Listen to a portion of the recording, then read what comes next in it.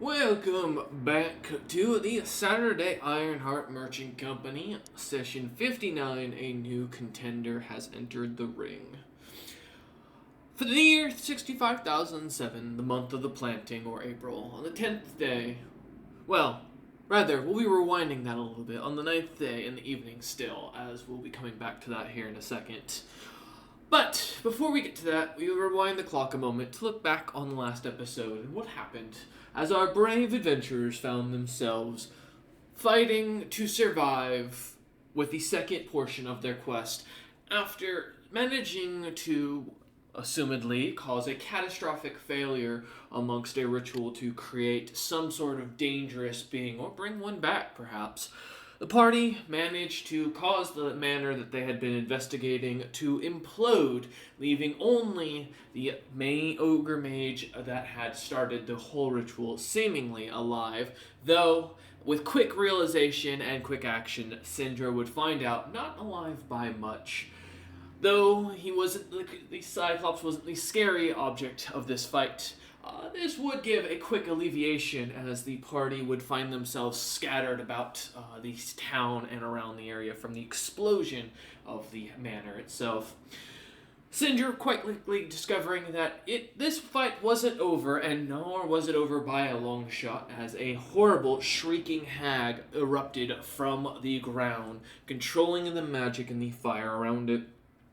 And once again, the said hag would prove to the Saturday Ironheart Merchant Company that hags are by far one of the more dangerous creatures in 3.5.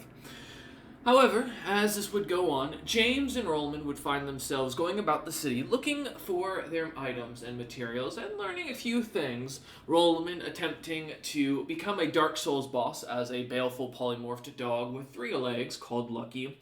As he would follow a few thieves into a building prepared to stab them, only to find them be captured, 2 of them killed, and then the other 2 submitted to a horrific orgy.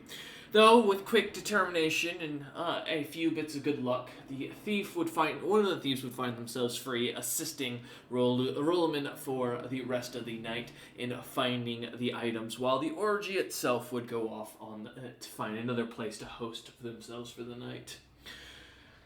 As at the same time, James would go looking around, exploring the back alleys, and generally trying to avoid what was going on towards that manor.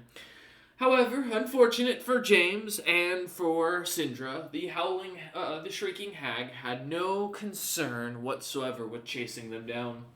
The 2 finding themselves at the mercy of the creature as they ran all around town being chased and chomped on, finally making it to the castle gates inside Rune's Hold to try and get the city guard to help out.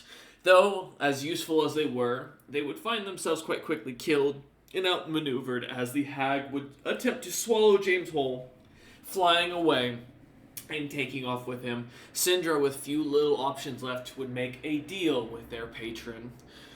A deal in which James would find himself in a new and unique situation, one in which he was forced to awaken his powers in a way that he had not hoped.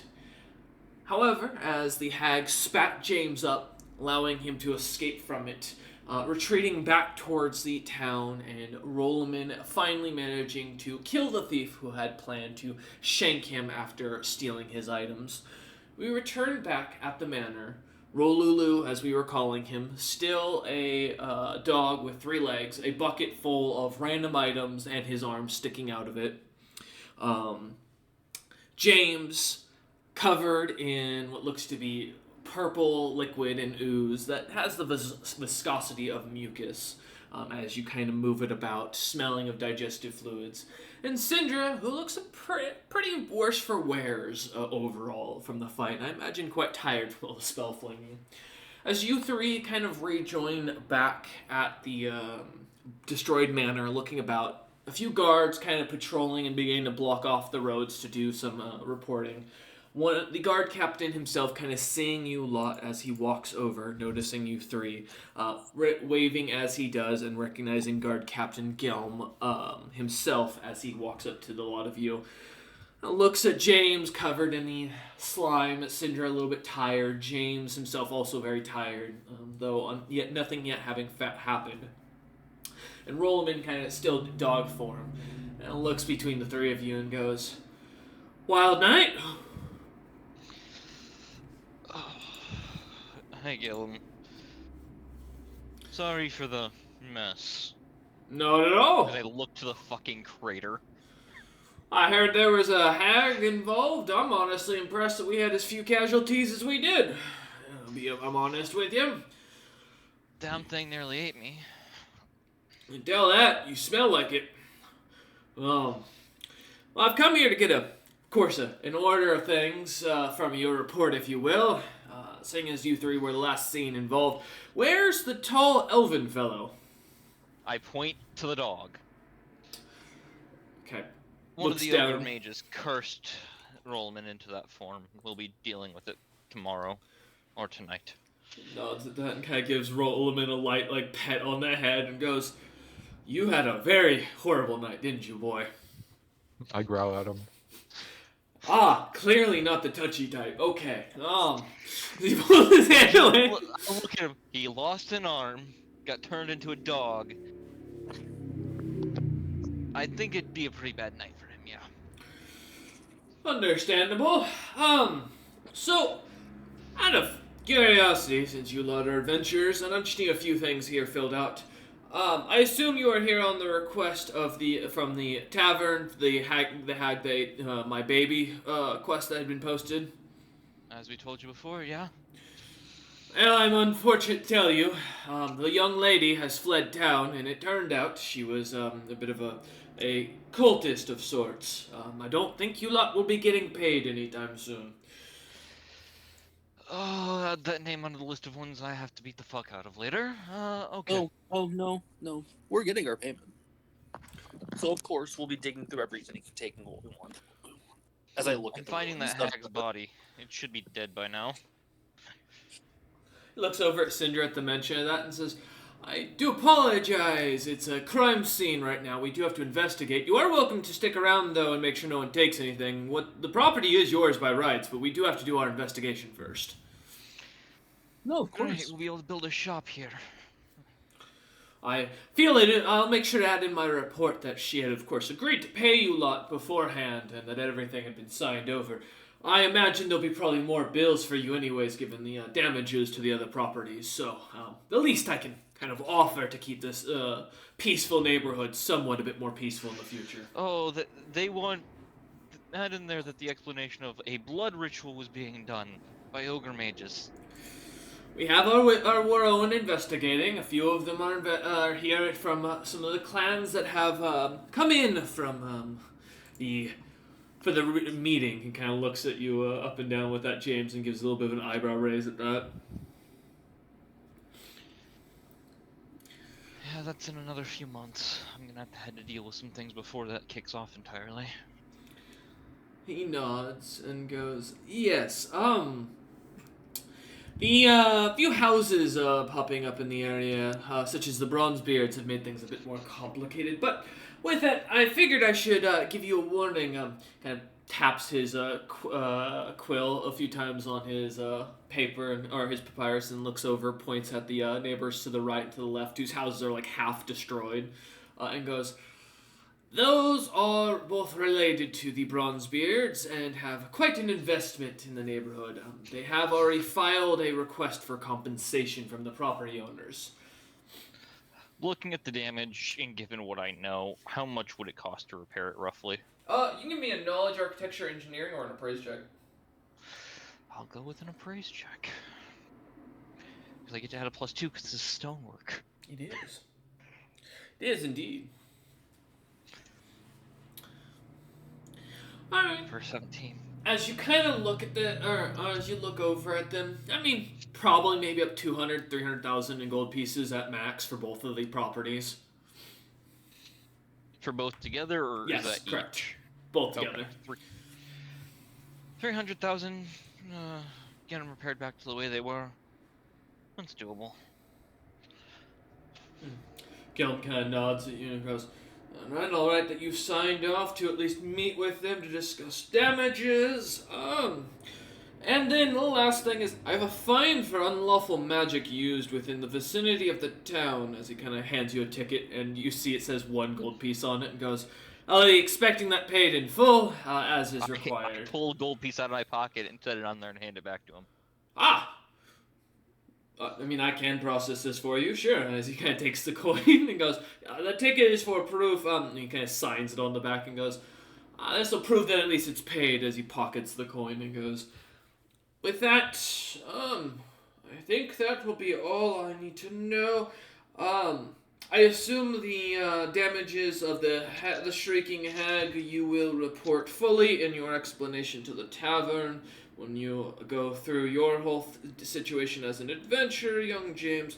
Then, as he flips the page back over and goes, that is it. I just need you to sign here stating that you are doing this under the request of the city, at the request of this noble, as you see her name kind of written down there.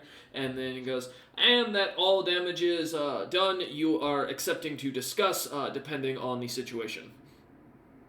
Yeah, I will look through that look through the document as well, make sure there's no hidden pitfalls for me to end up having to pay out for more than what would be fair, essentially. Give me a profession merchant roll. Ooh. Really wish being an outsider gave me some bonuses, but... Remember, your outsider stuff doesn't apply yet. 25. 25, okay. As you mentioned, look through the documents, reading through them, there's a couple of minor things in here that are like, if you run out of the city, we have the right to claim all of your resources all your resources within our territory, until compensation is paid, admittance of guilt is made automatically, and you'll be stripped of your clan, but beyond that, as long as you don't plan to run, this is pretty much straightforward. Basically stating exactly what he said to the agreement to... the only thing that catches you that's a little different is the agreement to property damage states that you have agreed that the Ironheart Merchant Company will accept rightful damage claims, is what he wrote in there instead.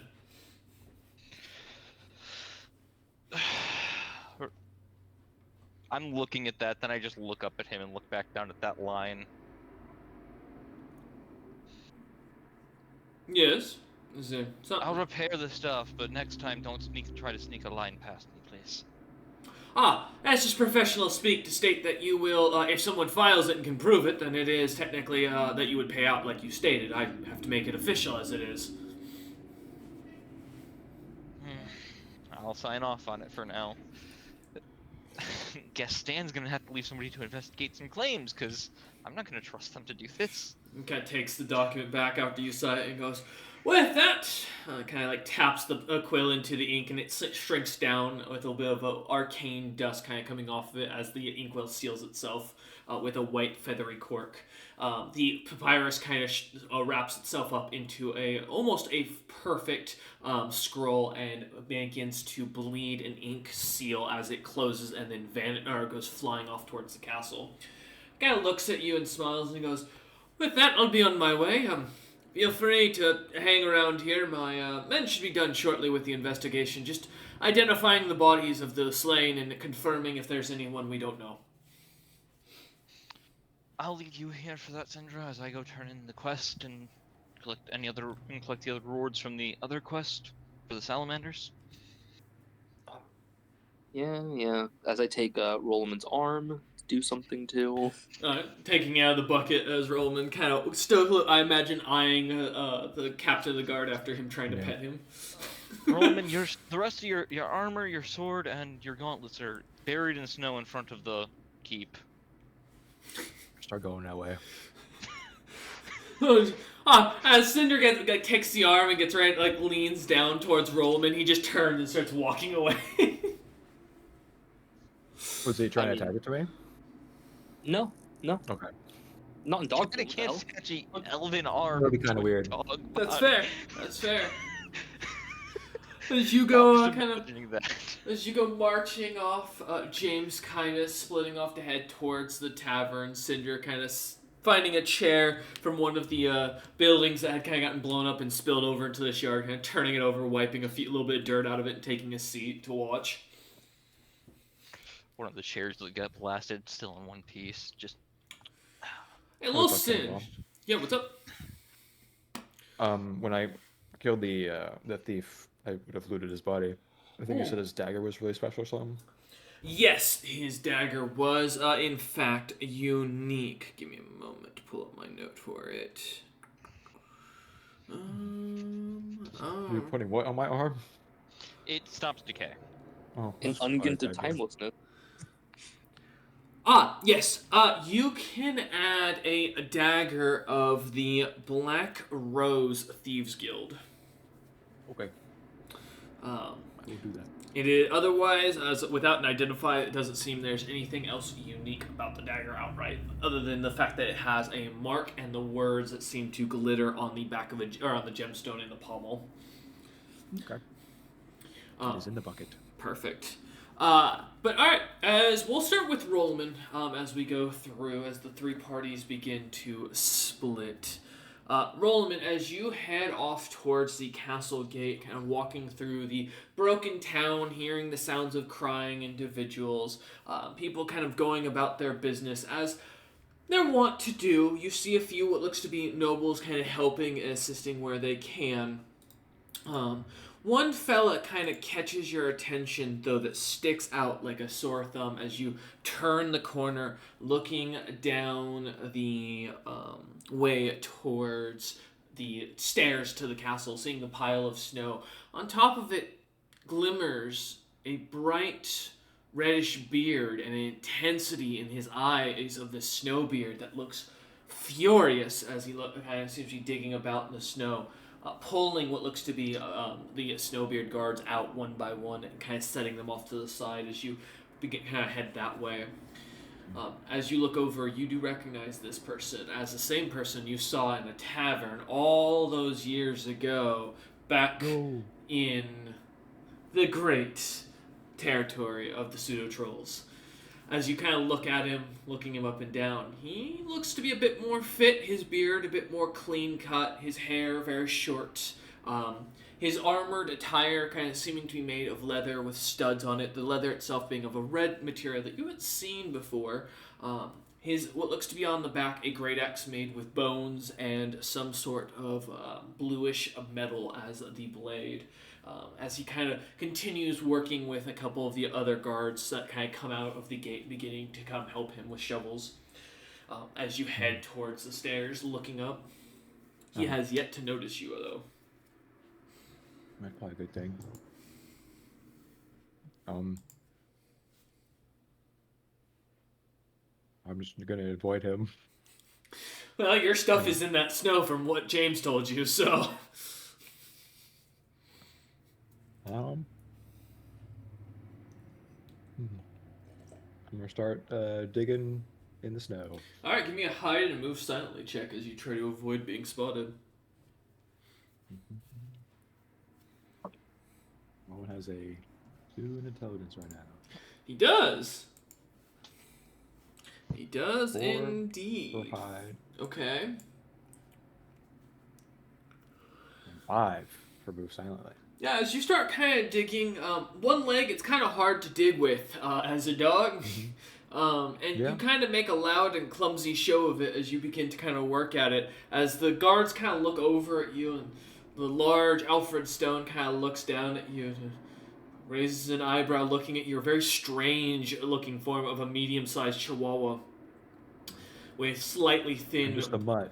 brownish hair that looks to be somewhat kind of singed from everything and then missing an arm.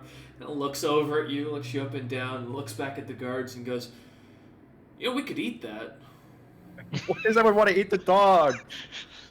And you see the guards just kind of go a little sick in the face as they kind of green, and one of them goes, "Sir, we're not under siege. We don't eat dogs for normal meals." Alfred kind of nods and goes, "It's just a thought. Doesn't look that lucky. I mean, we might be putting him out of his misery." As he kind of looks down at you again, starts digging in his bag for something, pulls out what looks to be a chunk of dried meat, and tosses it down towards you. Yo, food? I'm probably hungry. Alfred Stone's feeding the man. He threatened to shove his own head up his ass. Are you gonna eat? I sniff it. Does it seem like it's good food? Give me a survival check.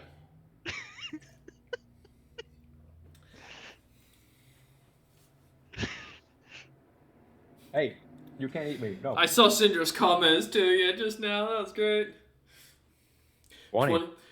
It smells of salted mule meat from what you can tell. No poison. You'd guess this to be like a normal adventurer's ration.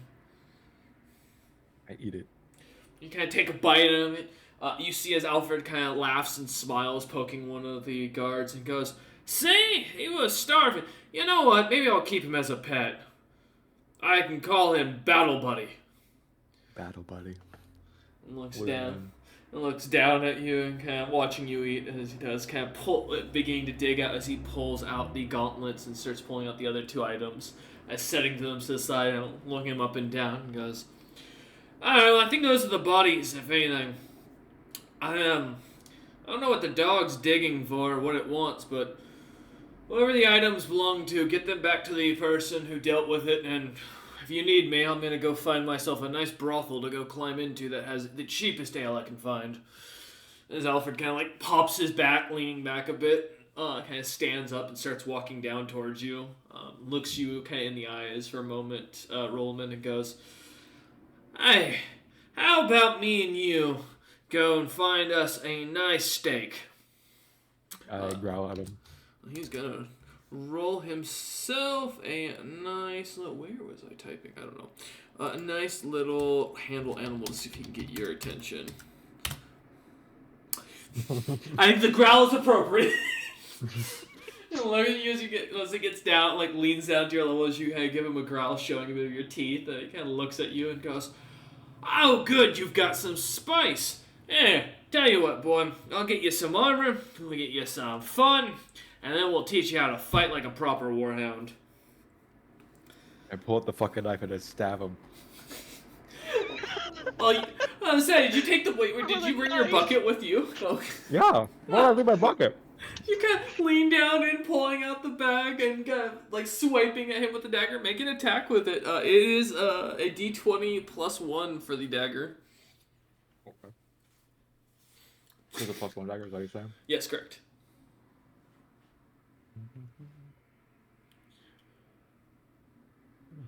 Take that. 8. As you slice at his hand, he quickly jerks it back, looking at you, and goes, "Oh, you are a little shit, I see." And he is going to roll to kick you. Oh, dude, dog kick the dog. That's a 31 to hit. Yeah, you definitely hit me. Don't worry, I think with my size, that's only that plus that.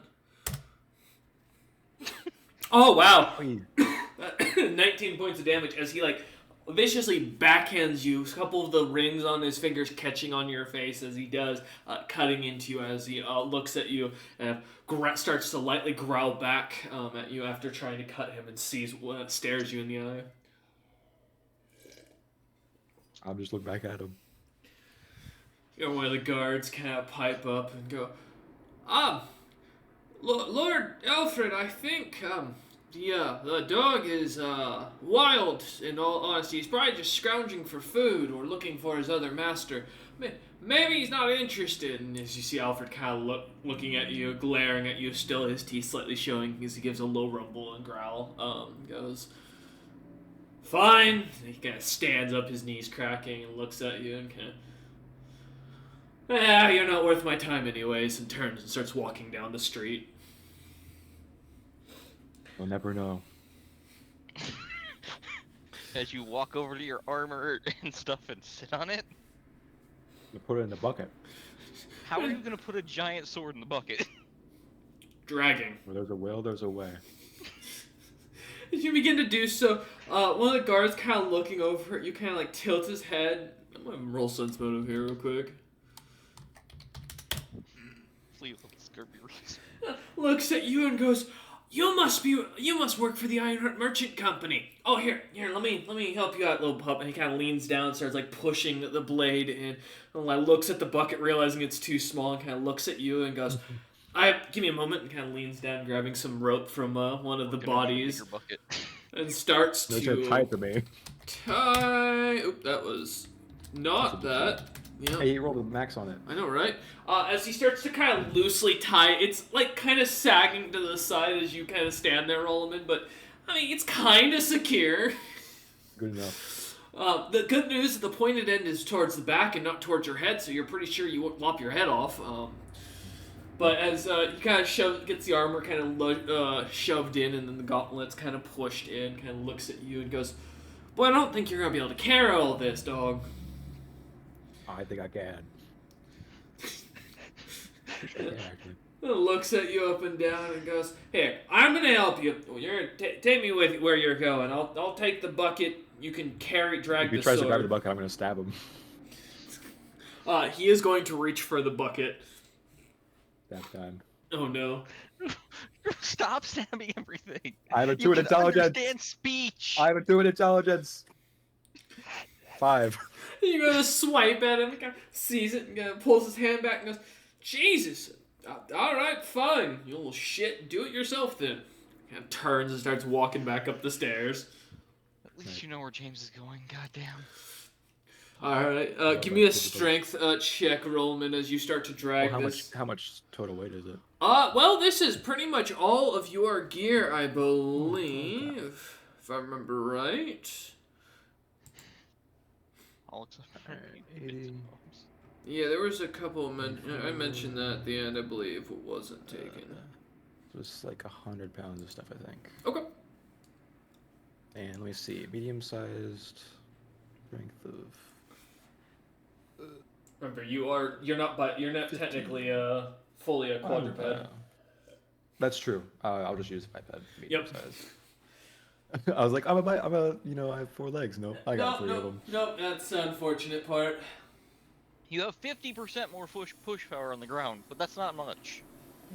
Not enough. I should be able to carry it. Let me double check. Oh yeah, I can carry up to 200 pounds. Alright, let's see what you got though. Give me a strength check to see how long it takes you. Okay. And I assume you're gonna go after where head to where James said he was going. Yeah, where do you say it was going?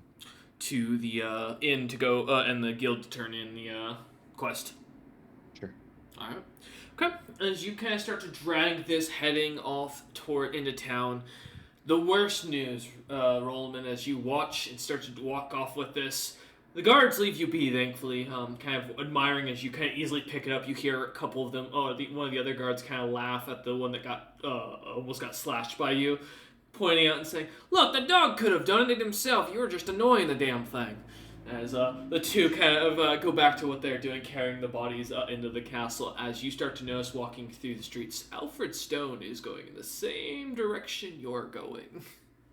Oh, is he just walking? He is heading that direction, yes, in front of you. About 40 or so feet, but with a very lacking of crowds, given the city's recent situation.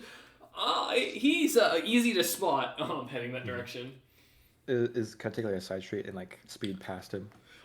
With your movement speed, easily. He's just casually walking. I mean, as he's going about 10 feet per 6 seconds. So, yeah, as you start sprinting off. Well, okay, we'll leave you there for right now as we come back.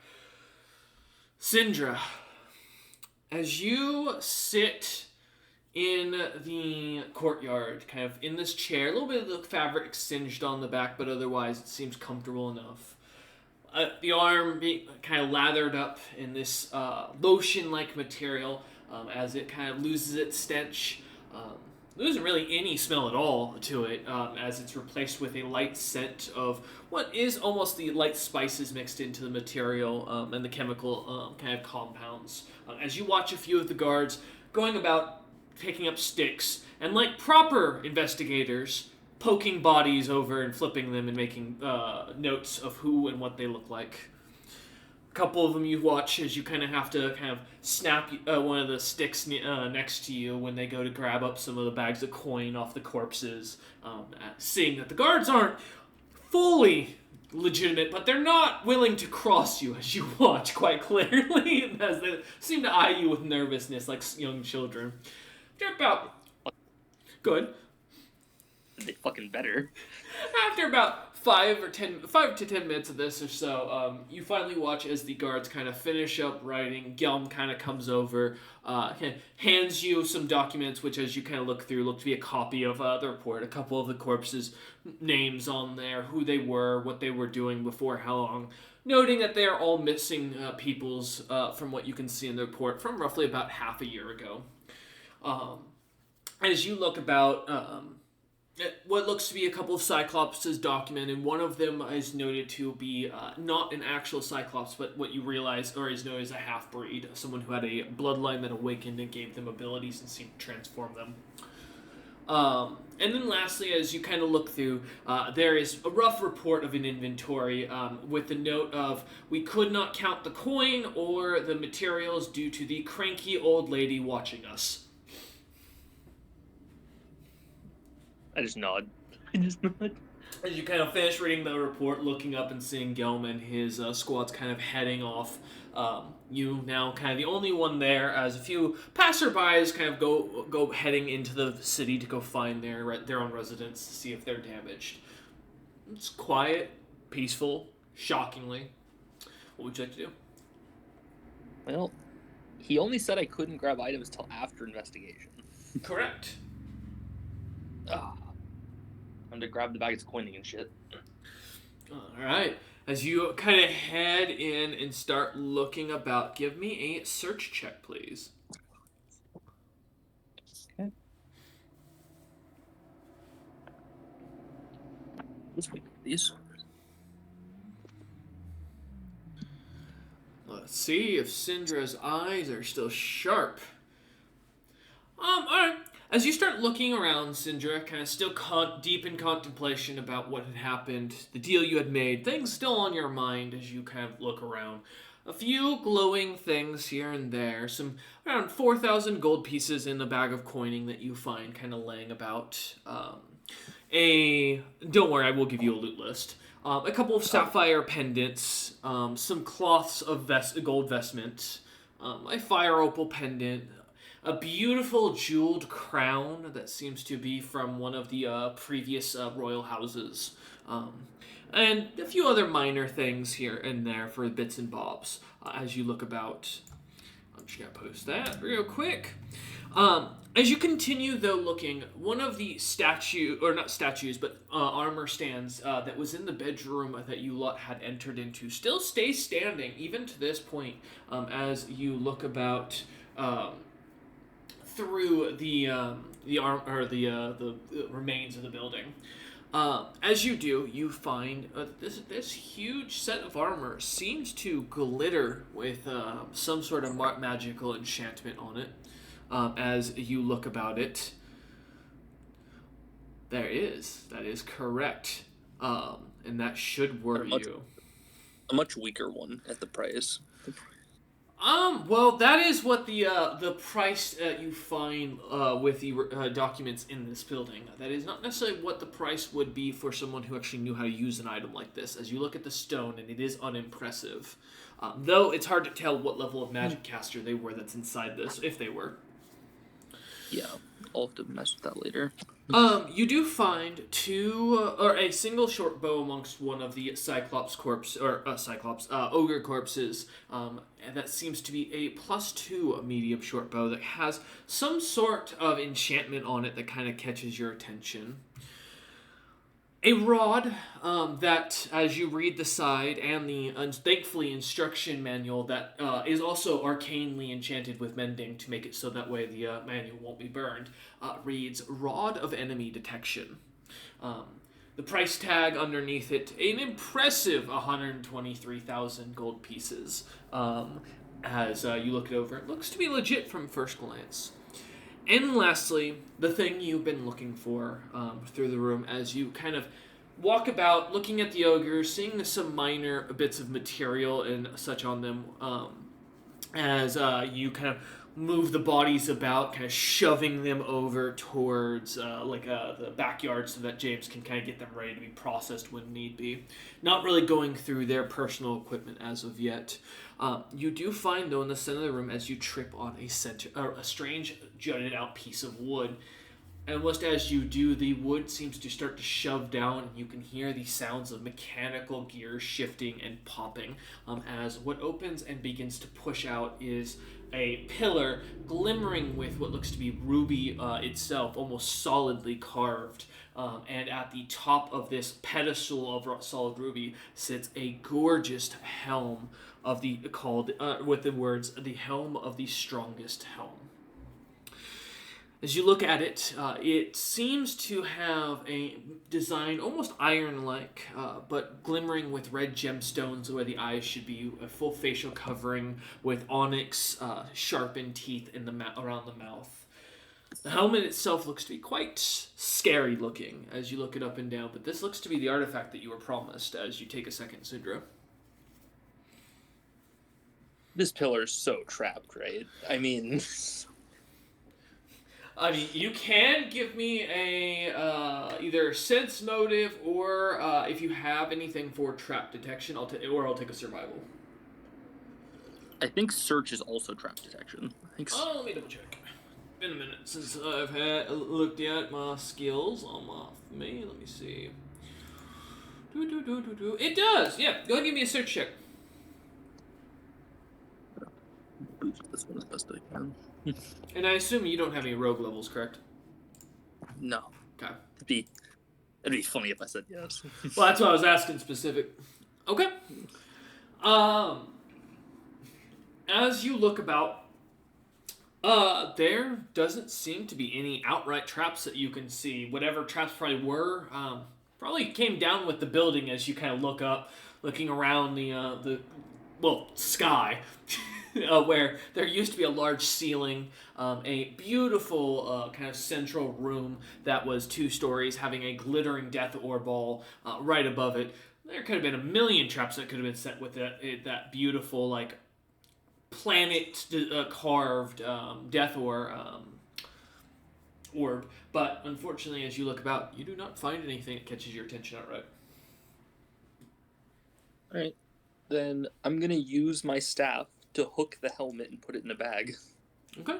You can pull it back, shoving into the bag, or into your bag of holding as you do. Or are you just putting this in a normal sack? Normal bag. Got it. I don't trust it. Alright, yeah, as you shove it into a normal sack, kind of tying it up real quick and tossing it over towards the ogre bodies within eyesight way. They're out of sight, out of mind, out off you, as you kind of to put it over there. Looking about the rest of the area, though, it doesn't seem there's anything else that catches your attention. With that search, can I tell how hard it would be to basically take this ruby pillar if I got some help? I mean, from what you can tell, roughly, if you can crack it or pull it out, you're pretty sure you could take it with you. It's probably going to weigh somewhere around 500-600 pounds easily, but yeah.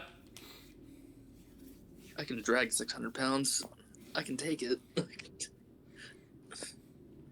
Fuck it. I know what I'm working on for the next few hours while I wait for James and Rolleman. Gonna try and figure out how to mess with this trap to get the thing to pop out all the way? Or are you gonna just strength? How to... Okay. Yeah. Give me another search check then, please. Okay. And this will be for trying to pull the contraption out, or to like push the contraption to force itself out. Do a little roll heavy today. 33. Okay.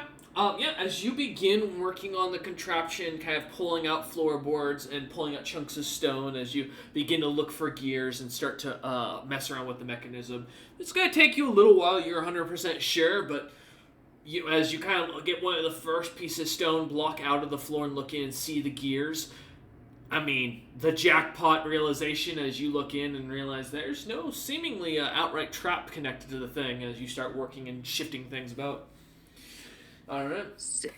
As you start working on that over the next couple of hours, we will be back to you in a moment, Syndra. James, as you kind of start heading down the street, leaving Syndra behind to watch the guards, seeing a few of the guards kind of already beginning to get into the pile, flipping over the bodies and making notes of the faces of the individual victims. Yeah, poking the faces with sticks to get better looks, pushing off ash and stuff like that. So you kind of start walking through the street. Give me a fortitude save. Oh, okay. Is this against a spell? Oh, no. Unfortunately. Well, actually, no, yes, it is, technically. Technically, it is. Okay, that helps me a little. 20. Ah, well, you are conscious still. James, you, as you start kind of get around the corner, start walking toward or down the like minor noble district that you were in, making it to the beautiful, lovely area where the water fountain was, and you guys had been enjoying a nice brunch. Just only as you think about a few minutes ago, as you look back on this whole situation, and the It feels like hours ago. yeah, the sudden bloody adventure, weeks, if you will, for some people. But as you kind of get to there, passing by a few of the few locals who have stuck around that are still enjoying themselves, kind of walking over past one of the chairs, you feel as your heart kind of starts to pound and feeling the immediate chest pain as you go to grab at your chest. You almost begin to see your vision going kind of dark and blackening as if you're passing out as you kind of shake your head for a moment, trying to push your magic through your body, and you feel the effect dissipate. But your eye starts to hurt and is twitching as it continues to look about. Well, I will close the eye that's hurting then because the light's not gonna do it any good As you kind of, right now. as you close it, kind of doing that, risking a moment to look out again, seeing that everything kind of seems to be clear. The pain seems to fade, but there's a dullness in your head that seems to be like an aching headache that just won't go away. As you start to head back towards the inn. At the very least, if I can get there, then and get these both turned in, I can rest. It's true. As you continue heading through the main street, give me a spot or listen check, please. Putting on my my monocles for a moment. 22 for spot. Okay. As you kind of walk through the street, enjoying the beauty, the quietness, the calmness as people go about their day to day. A few, what looks to be young snowbeards walking around seem to be kind of following you as you notice, James. Not old enough to for many of them to even have facial hair proper, but old enough still that as you see like 6 of them, I mean, they might actually be able to be an annoyance as you kind of look at them beginning to follow you about 30 feet back, continuing to keep their distance and watching you, and not doing a good job about hiding themselves. Do they look like they're about to rob me? Or try to rob me? Give me a sense motive. Because that'll tell me what I need to do. Because I am very low on spell. James not wanting a fight in the middle of the street with poor teenagers. Yeah, I don't really want to beat the fuck out of teenagers. I've already got a bad reputation, damn it. From this distance, they could be as likely coming to rob you. From what you can tell, they don't seem to have any interest in getting your autograph, nor do they look to be coming to you for advice. As you kind of watch them, few of them having daggers on their hips, you'd guess them to be street urchins. Now, whether that means they're coming to warn you about something bad coming on, or that they're planning to actually mug you, it's too hard to tell. Well, James technically would still be walking around with his hammer out, because not really going to put it away too much right now. There's still a hag running around here somewhere. That's true. I'll ignore them as I continue walking, because there's no point in turning and starting a fight when... But I'll try to keep sense of them with my earth sense. If they get within that range, then I'll be worried. So 20 feet. 20 feet? Okay. As you continue forward, heading on, they seem to keep a respectable distance, keeping just outside of it as you continue on your way. Heading as you do, finally arriving towards the guild, seeing that it's still in great shape. A few adventurers that you recognize of the Forsaken group kind of standing out front, smiling as they kind of stand as if they're keeping guard. Walking past them and heading inside, you see as the street urchin suddenly take a left, heading down the side street, ignoring you, leaving you as you are. As you head inside to the large open square, where the tavern still open, and you see Juve working away as he works on a forge behind the bar glittering with fire as it does. I'll be walking up, going, "Oh, that's another job done, Juve. Not clean, but done." Looks up at you and goes, "Oh, you survived. I'm Blood ritual was not fun. hadn't heard about blood ritual. Are you not the ones responsible for the flying screaming hag?" No, that would have been the ogres from the Hag Ate My Baby quest. Nods at that and goes, "Interesting." I'm also here to pick up the forges from the salamanders I turned in the other day. Yes. And kind of leans down and goes, "James of the Ironheart Merchant Company, correct?" Yes. Nods and kind of pulls out a chest and kind of it has your name written on it and opens it up, and as the as the forges begin to pour out, I think it was what 5. 5, yes. 5. And as he kind of lays them out in front of you, or like flipping them over on the thing, they are not big as you look them up and down, James. They're small in size, but they seem to be very well designed, kind of giving them a look down. The welding is perfect. You can see where the magical furnace is set to the inside of them. Seeing them already kind of gleaming with magic and these spells carved into it. These are brand new, freshly made. Yeah, they're good quality. I expected no less from you. Juve kind of smiles and goes, okay. Yes, of course, I figured it would be in your best interest for some newer ones. The older models I have are a little more cracked and well used. For the other quest, though, I do apologize. I don't have any sort of payment to offer you. Just blacklist that woman, because she apparently was a part of the ogre's side and was sending adventurers to their deaths.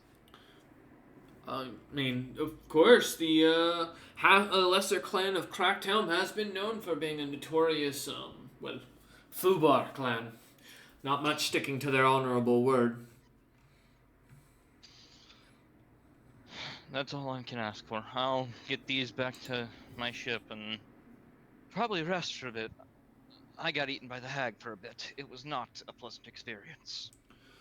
Juve nods at that and goes, I understand. You should stick around. I mean, if you're looking for connections and everything, go find yourself a nice room to rest in and hang out by the balcony. I've got a noble staying here, actually. Some big shot here in the Snowbeard lands. Alfred Stone, I believe is his name. Met him. Don't need to meet him again right now. Not when I have a feeling he's going to knock me through a wall. Old greeting that he owes me. You Snowbeards are quite weird. Aye, we can be. Yeah. Hey, feel free to collect your stuff. If you want, you can leave the furnaces here and come back for them. I'm happy to, or forges rather. I'm happy to have them delivered to you, or if you have someone who can carry them. They aren't exactly lightweight.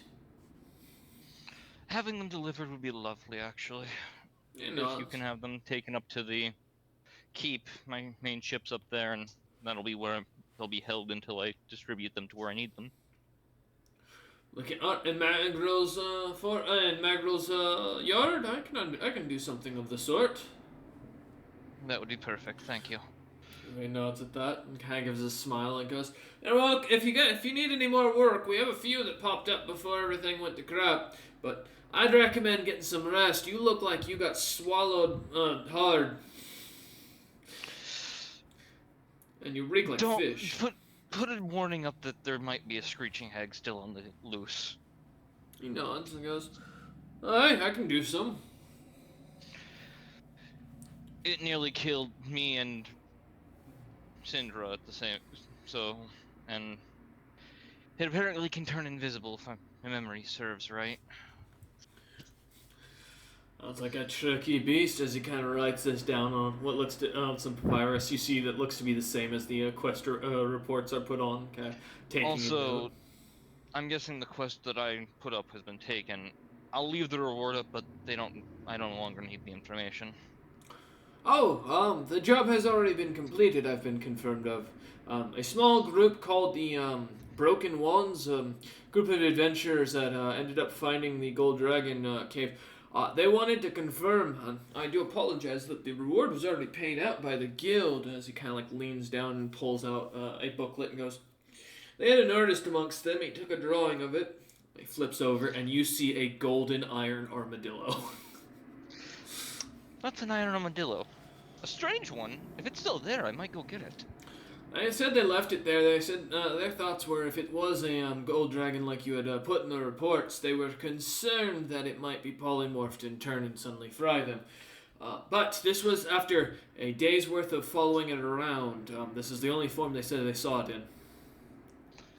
Well, if it's rare, then it's rare, but interesting creature nonetheless. I'll keep that in mind. I'll hold my hand out for the report then. He shoves it, slides it over to you as he does. I will pocket it for now and put it away, because I may as well keep a hand on this. Yeah. As you kind of pocket it and start to head towards the door, as you go to the door, going to open it, looking out, seeing the two Forsaken adventurers kind of talking, laughing with someone.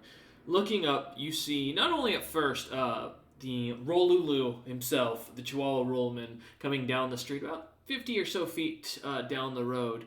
But as you come straight out from the door into the face of Alfred Stone himself, as he looks you up and down, and just goes from what looks to be a jovial laugh to a very clearly faked smile as his smile widens and his teeth become more shown, and goes, James! Hello, Alfred. It's good to see you, young merchant, or should I say clan leader now?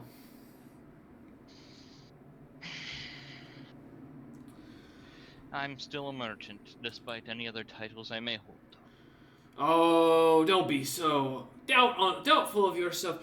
You have managed to achieve so much in such little time since our last little visit. I was curious if you'd be getting up to anything while I was away. By chance, what happened to your friend Rolliman? I'd heard, the Alar fella that had joined up with your crew was killed. Was he as well? Rollman's fine, although I'm pretty sure I'm not going to tell you where he is, for his own safety given your last threat. Oh, no. I wouldn't do anything to him now. I'm here for the meeting just like you, and under diplomatic ties, I can't harm you yet. Well, I still have to go handle a few things with Frostbuster and Treasure-Horn before I come back for the meeting. That's probably true.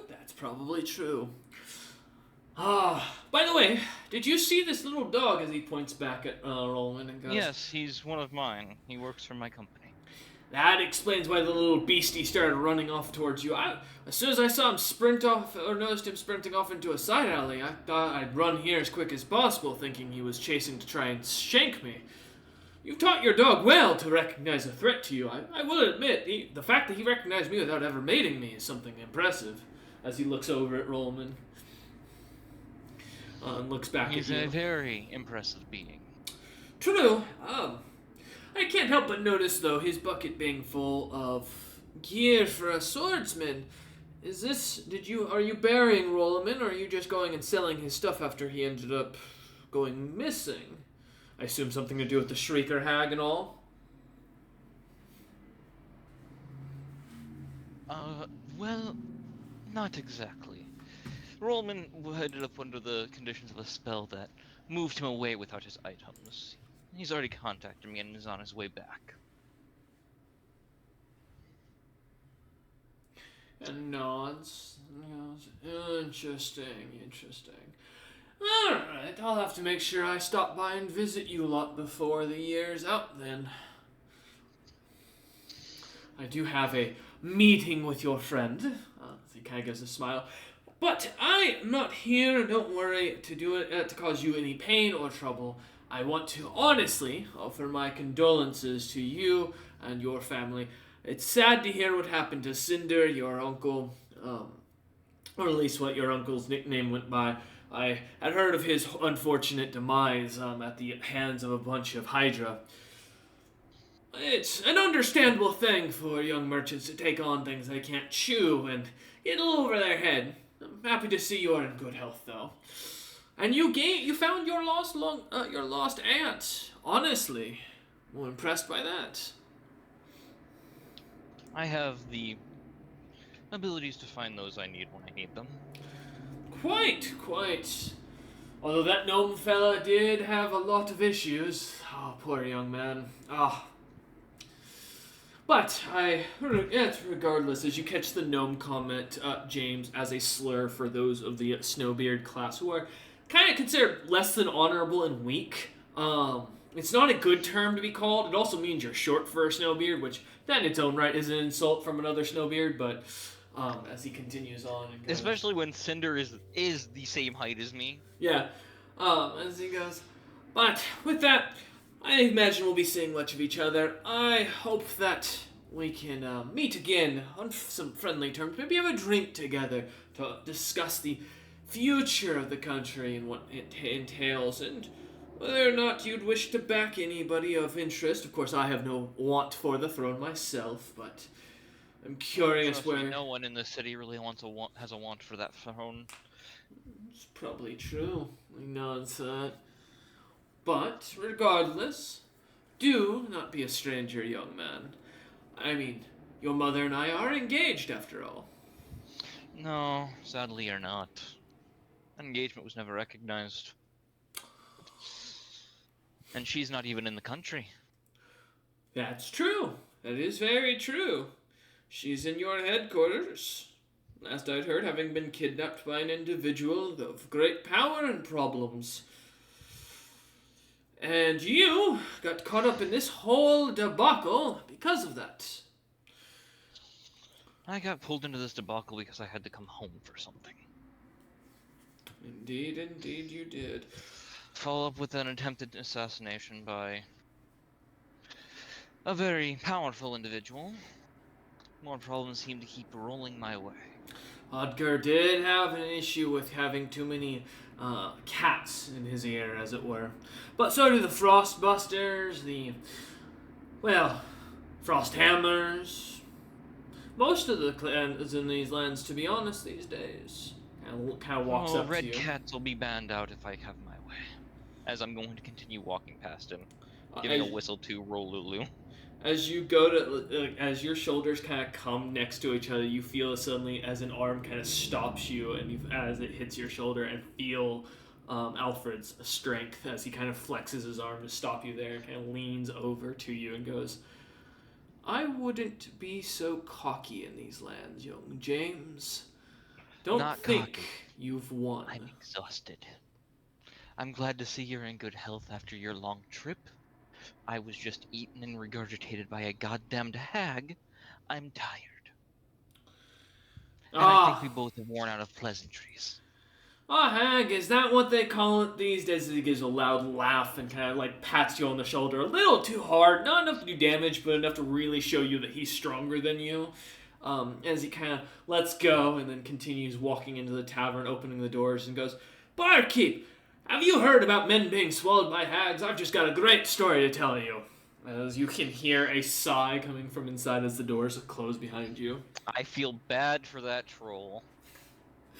But as you walk out, seeing Rolliman kind of standing there as the dog formerly is, his bucket full, a dagger kind of in his mouth while the bucket's pulled over his neck. I think we should probably go get Syndra and then head back to the ship. James is probably looking worse by the moment. As you look up at him, Rolliman, looking at James, you do notice he is pale. His hair kind of a mess covering his left eye as he looks about. He is sweating somewhat profusely, yet he looks clammy. And he smells of onions as you kind of pass by him, which stands out more than the smell of stomach juices, hag intestine, ash burns, and all the other scents that you'd expect. But Lightning. yeah, the onion scent catches your attention as you two start heading back. Must have been hungry. As the two of you kind of go on, Roland giving a happy bark as his tail wags slightly and he follows after you. As another half an hour passes as the two of you head through the streets and back towards the manor, seeing Syndra kind of working away, a bunch of large, or what looks to be a small rock wall kind of formed around one side of where Syndra's kind of set her chair down, and she's half in, half out, leaning into the floor, pulling and moving pieces of metal. I look happy. Yeah, seeing the pillar of solid ruby as this is being worked away at, kind of sitting there as Syndra kind of pops her head out, looks over at you, covered in like what looks to be grease and ash on her face, as you two come walking up. Well, good news, bad news, worse news. As you say that, Syndra seems to like pull a piece of metal, and you watch as the ruby pillar pops up and falls over. Better news. As I point at that. You touch my pillow, die. As Syndra gets up, We're wiping splitting it evenly, and you don't get an argument in that. I go You touch my sniff it. pillar, you die. I sniff it. Cinder gets up, kind of wiping away the grease, and throws a couple pieces of metal as Roman kind of walks over and gives it a few You're going to sniffs. share it. That's not what needs to worry about. Good news, the forges will be delivered to the ship. Bad news, I feel like absolute crap. My eye is hurting. Worse news, Alfred Stone's in the city. So the usual. And no, this is mine, because this is yours, as I toss him the sack with the helmet. Cinder kind of grabs her staff and kind of turns around and picks up where the knot's at and kind of swings it over towards you, James, as it lands in your hands as you hold him out. The bag almost... The bag almost opening perfectly as you look back, and hear Rolleman suddenly take a quick zap as he takes... Oh, ow.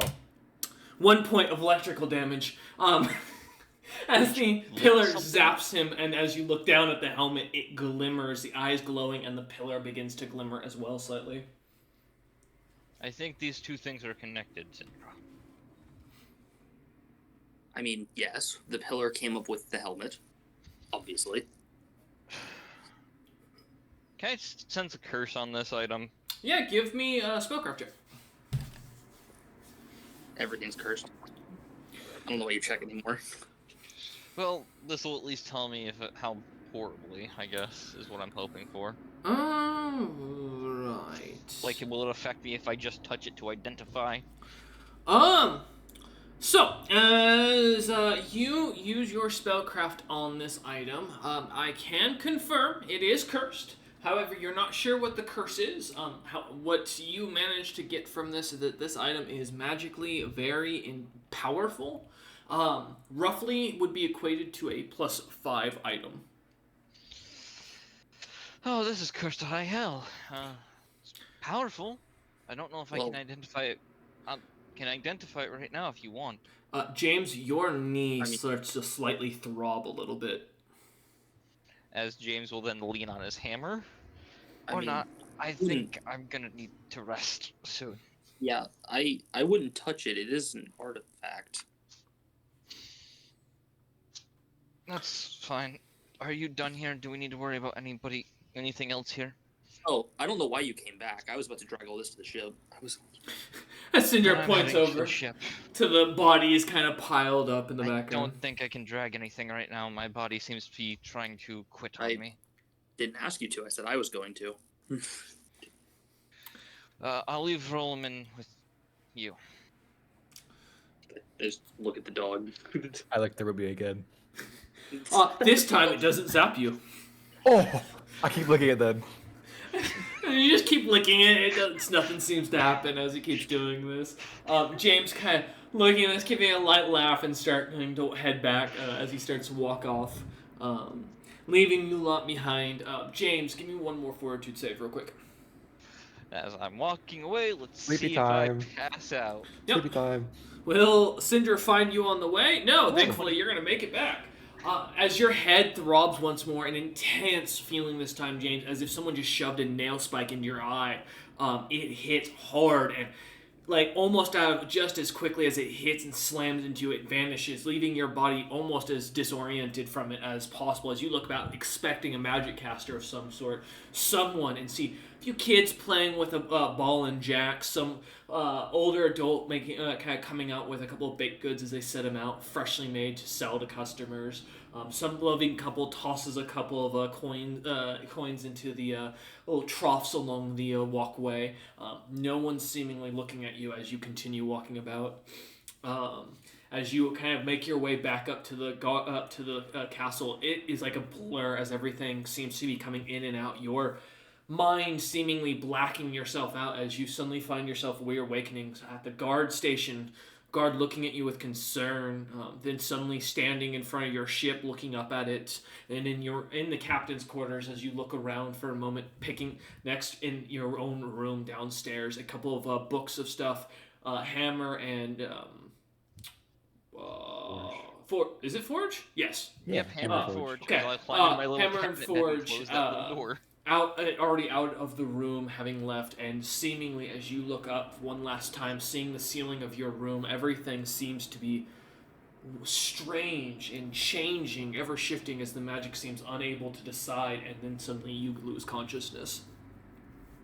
Good night. Meanwhile, I'll see you all tomorrow. Bye. we pop back to Syndra and Roloman as you two continue kind of getting the stuff together. Syndra putting together a pseudo cart to pull everything. Sled, thank you. To put everything kind of onto, stacking up the bodies of the ogres and the items as well onto it. As you kind of get your stuff ready. It takes about an hour or so to kind of get everything moved and put on there. And as you kind of put the straps on yourself, Syndra, ready to cast your spell and take off at a top speed, you see as across the courtyard, looking at you, Alfred Stone stares, his red leather glimmering as Roloman seems to kind of be looking a bit tenser, a bit of a low growl, I imagine, coming from him as he suddenly notices him as well. Alfred just kind of gives a slight, raised eyebrow as he locks eyes with you, Syndra. Can I help you?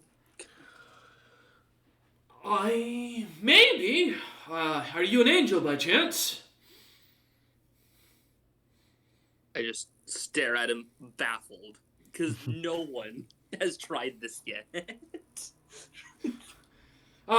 You're probably not used to nobles recognizing refined abilities. I do apologize. Allow me to introduce myself proper. My name is Alfred Stone, and I couldn't help but want to introduce myself to such a lovely young lady who works for my soon-to-be stepson.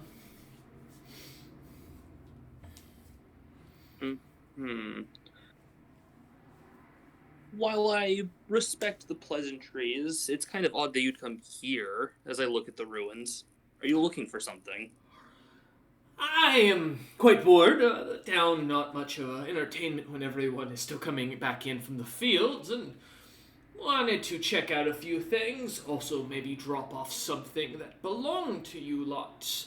Your employer mentioned something about a shrieking hag popping in, and I figured I might offer a bit of a peace deal, if you will, something to accommodate, but now that I see it, my stepson has such a baffling young beauty that works for him, and one that's able to tame such a refined beast as that, as he looks over at Roloman. I feel that maybe... the crystal again. Licking it now that it's on top of the belly of an ogre, as you kind of lick half the ogre's stomach.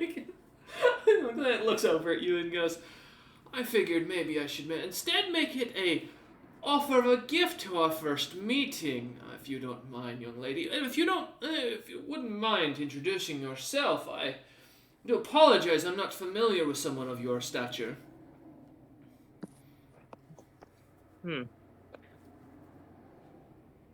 I go by Syndra nowadays.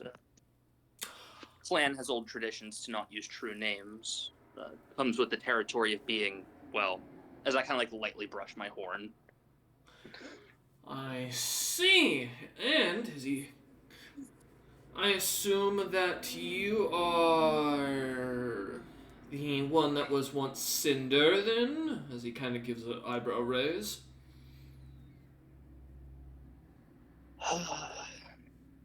Once and never more. Part of the change is I look like this forever now. Yes, interesting. I figured as much. Well, I knew it might be too good to be true to find a decent potential future loved one. But I still had to walk all this way, and I don't feel like leaving empty-handed, or rather, I'd rather leave empty-handed. As he pulls out his bag of the juggernaut and kind of sets it on the ground, pulling out what looks to be the shrieking hag and setting its body in front of him, going, I found this on my walk over here, chasing your dear captain around, my soon-to-be stepson, and I figured you might be interested in it.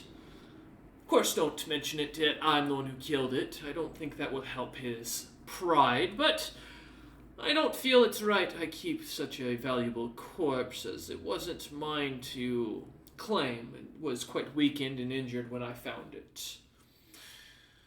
So, why don't you take this as a peace offering, a gift, to show that there's no issues. And of course, if you wouldn't mind delivering a message, as James wasn't as interested in delivering one for me. Do we have a deal, young Syndra? I suppose I can deliver a message. Fantastic, as he picks up the corpse and brings it over to your sled, kind of slowly walking deliberately as he kind of lays it down on top of it, watching Roland still licking the ruby pillar. Giving a bit of a grimace as he walks over to you and kind of looks you in the eyes and goes, young James has an employee named Rolleman. When you see him next, let him know that I know where he is, I know what he's up to, and I will be coming to collect on our deal. He gives a smile, suddenly goes from a serious look to a smile and goes, I appreciate your time and hope that you have a fantastic rest of your visit. As he turns and starts kind of walking away with giving a light whistle. I'll nod and then pointedly not going to look at Rolwalla because then I have to tell it there and now because of the deal. So I'm not going to look at him until we're back at the shit. You're going to turn, grabbing the sled, and start to walk away. And I just mumble to myself, knowing he can probably hear me. I mean, this guy is. Wonder if he's going to deal with the Zond that think they can take over his land. Yeah, I'm sure he'll be fine. As you kind of mentioned this, or kind of thinking of this as you walk on, you feel as if eyes seem to continue watching you, but every time you look back, nothing kind of seemingly being there. As you and Rolulu continue your way back to the castle and towards the ship, finding your way that way, as you get through the guard captain or the gates quite easily, and towards the ship itself. A few of the crew kind of recognizing you as Crack seems to lower down the at this point, I guess platform, levee, elevator is probably the best word for it. As it kind of lowers, pulling the sled on, as well as you and Rolleman onto it, as the thing gets raised up, set off to the side, Crack kind of looking at you both with confusion, looking at you, Syndra, and goes, where's the commander?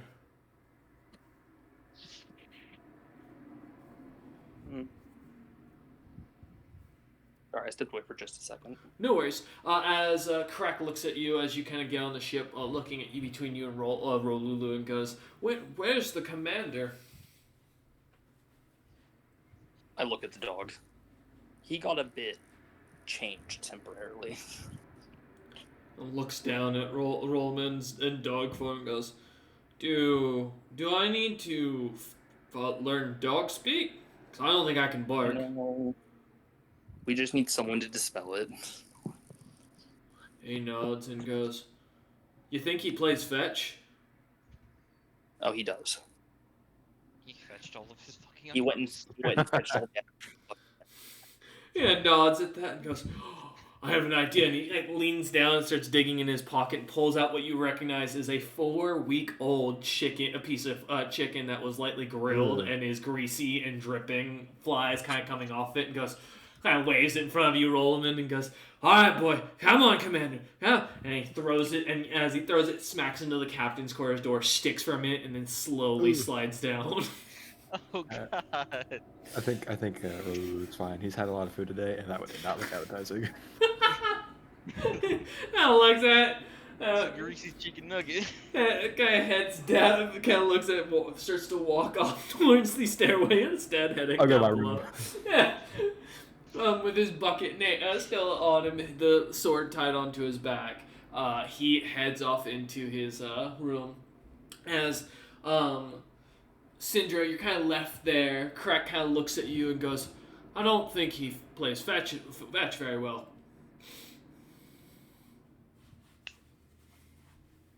Syndra just stares. The 1,000-yard stare at Kirk.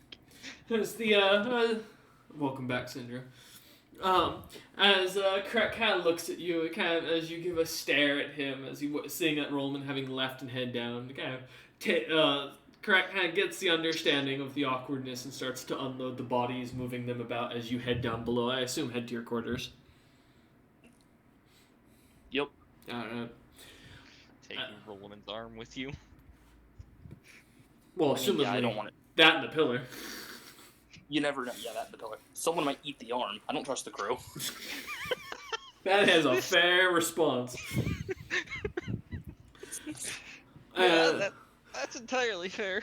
As you as you guys each head to your rooms for the night beginning to kind of go on, James, we're gonna start with you.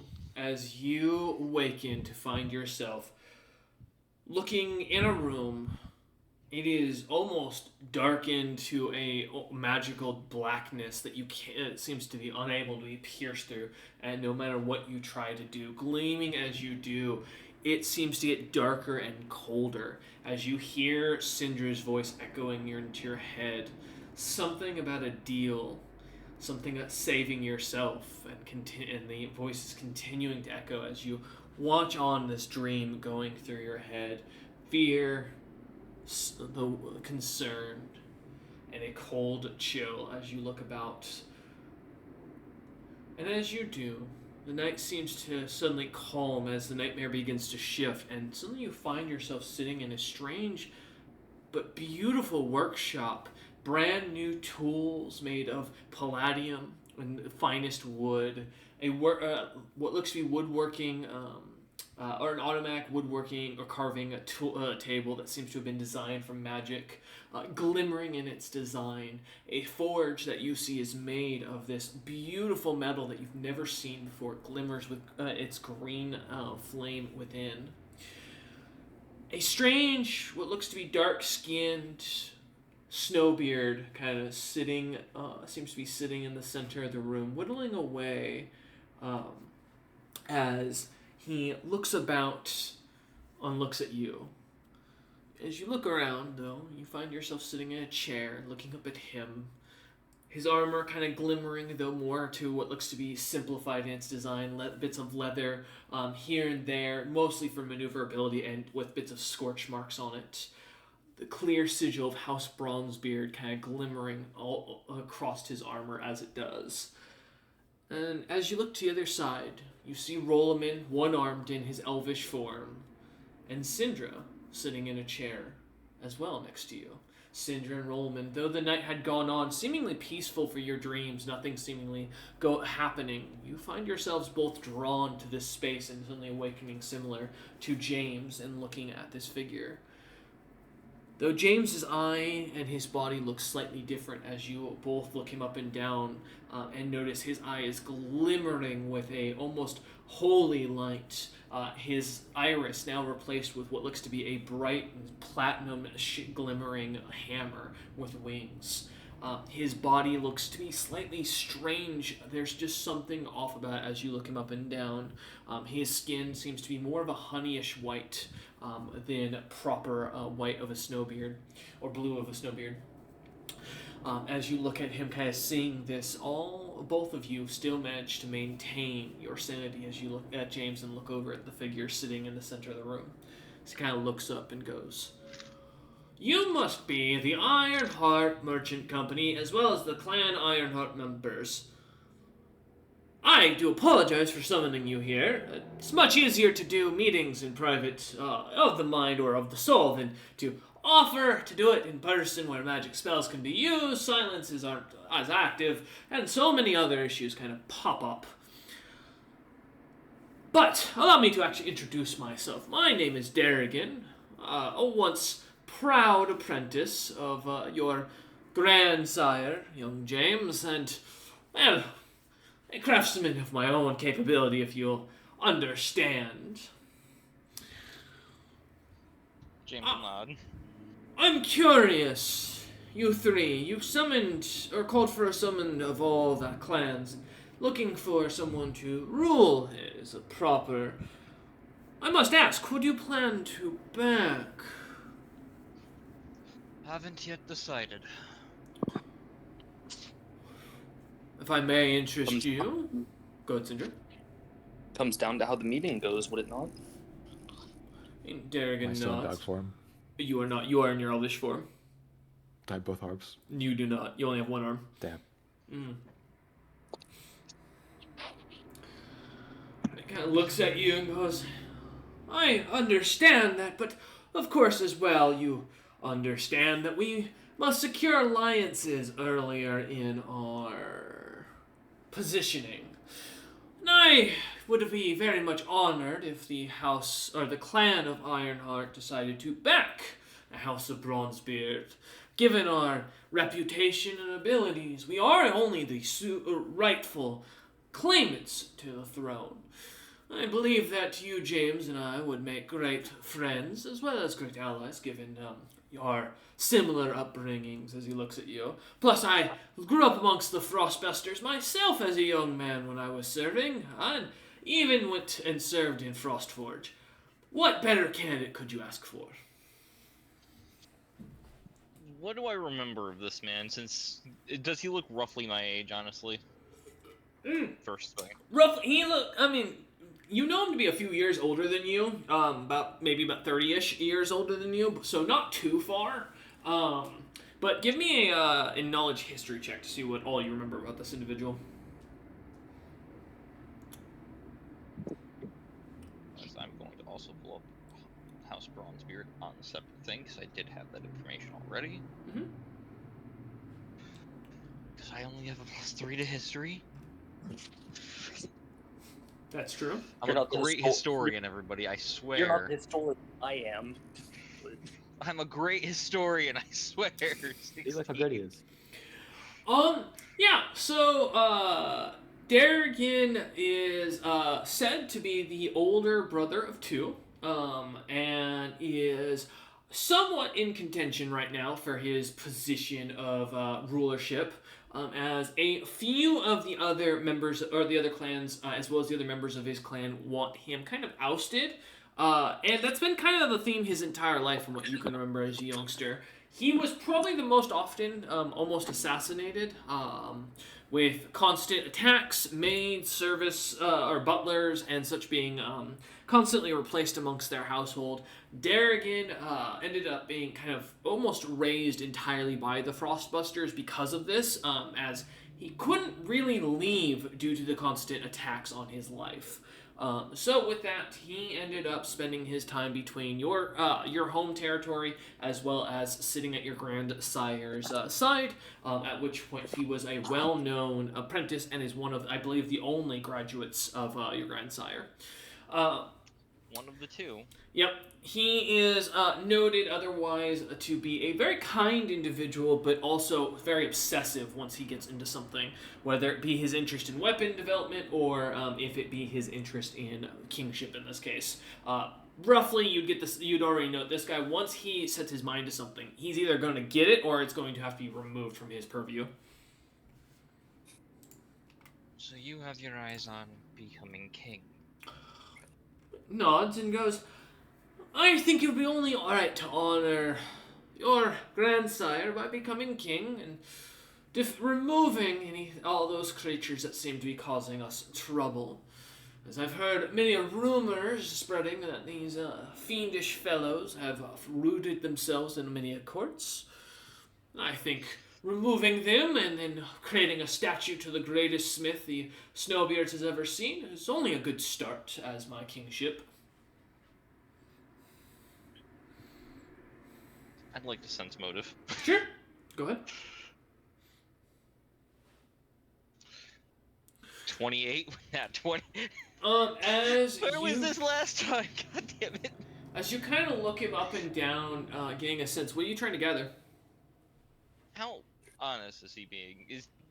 Is he going to be more on my side from how he's talking? From what you can tell, he doesn't seem to have any hostile intentions towards you.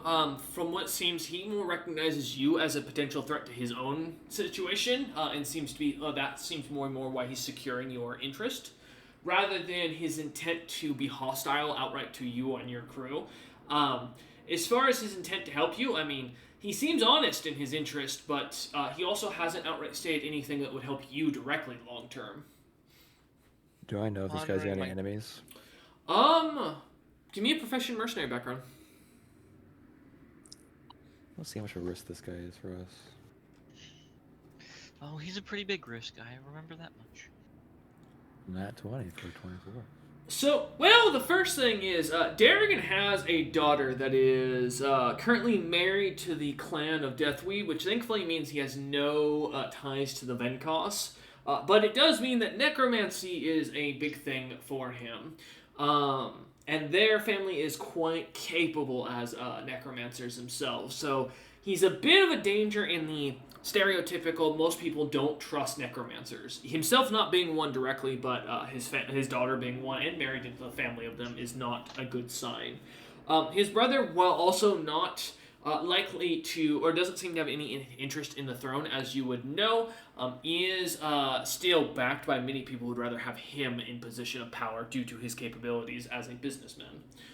Beyond that, the Bronzebeards are a direct contender to the Mithril Bones for the houses, and typically tend to both fight alongside as an ally or turn against them just as often. The two houses have kind of always been at each other's throats because one's constantly got bodies and bones and blood and stuff that the House of Bronzebeard needs and won't give it to them. And so they have to negotiate for trade. So a lot of times the two clans do not work together. Beyond that, Bronzebeard seems to have the least amount of direct enemies amongst the houses, from what you can tell. Okay, I have a question then for Sure. him. What would be your response to criticism about your family having necromancy in it?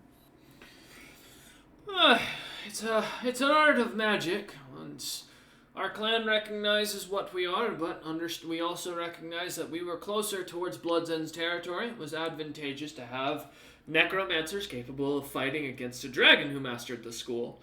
I think it's a needed necessity. One day I hope that it'll be rooted out, but until the day that the magic is no longer a problem, I think that if they have an issue with it, they need to understand that it is a defensive focus rather than one that I intend to dishonor other Snowbeards with. And can you prove that? Surely, we don't use Snowbeard corpses. That would be wrong and horrible. We use giant corpses because they make great battering rams. I mean, he's right. He's not wrong. That doesn't make this right, but he's not wrong. Hey, Syndra thinks it does. In the views of Snow Beards, that is probably fine. Yeah, I mean, for the most part. As long as it's not like your best friend, you're usually fine. I think I have a question next. Yeah, feel free. What kind of king do you want to be? Warrior, king, conquering, commercial? What's your goal? To see a golden age for our people, one in which we're not being forced to bow to another, one in which we can all obsess over what we wish, focus on that, and preferably one that sees those damn dragons away from our territory. I suppose that partially answers my next question of how would you react to the as it seems, upcoming war of the giants and dragons. They won't go to war with each other. I doubt it. The dragons and giants have been threatening wars for ages, according to the history books, but never managed to do it proper. I doubt it'll be anything serious. But if it is, We do what we do best. We hold up in our stronghold, let our enemies weaken each other, and then we decide if we want to kill either side or both. I nod at that. It was basically our plan for this nation anyway. Yeah. What about your plans for me, if I support? You've already gotten your own clan. I assume you don't have an interest in a house, otherwise you would have declared such to Magrul. He kind of looks you up and down and goes, my guess is you're planning to enjoy a peaceful time here, so I plan to leave you at peace. Do as you wish, don't harm the nation, and promise your backing to my throne. I'll call upon you as needed, but I have no intention of using your honor and respect to the nation and position to the nation itself to further my own goals.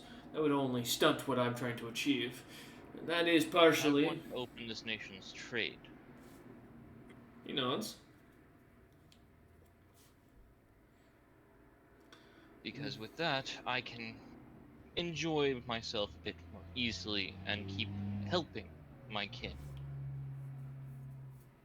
Of course, I have to root out a few bugs and cats before I can do that.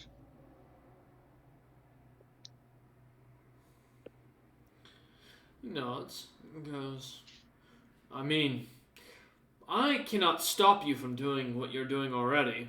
If your plan doesn't have problems with our intentions for the nation, I see no issue with what you're doing or trying to achieve here.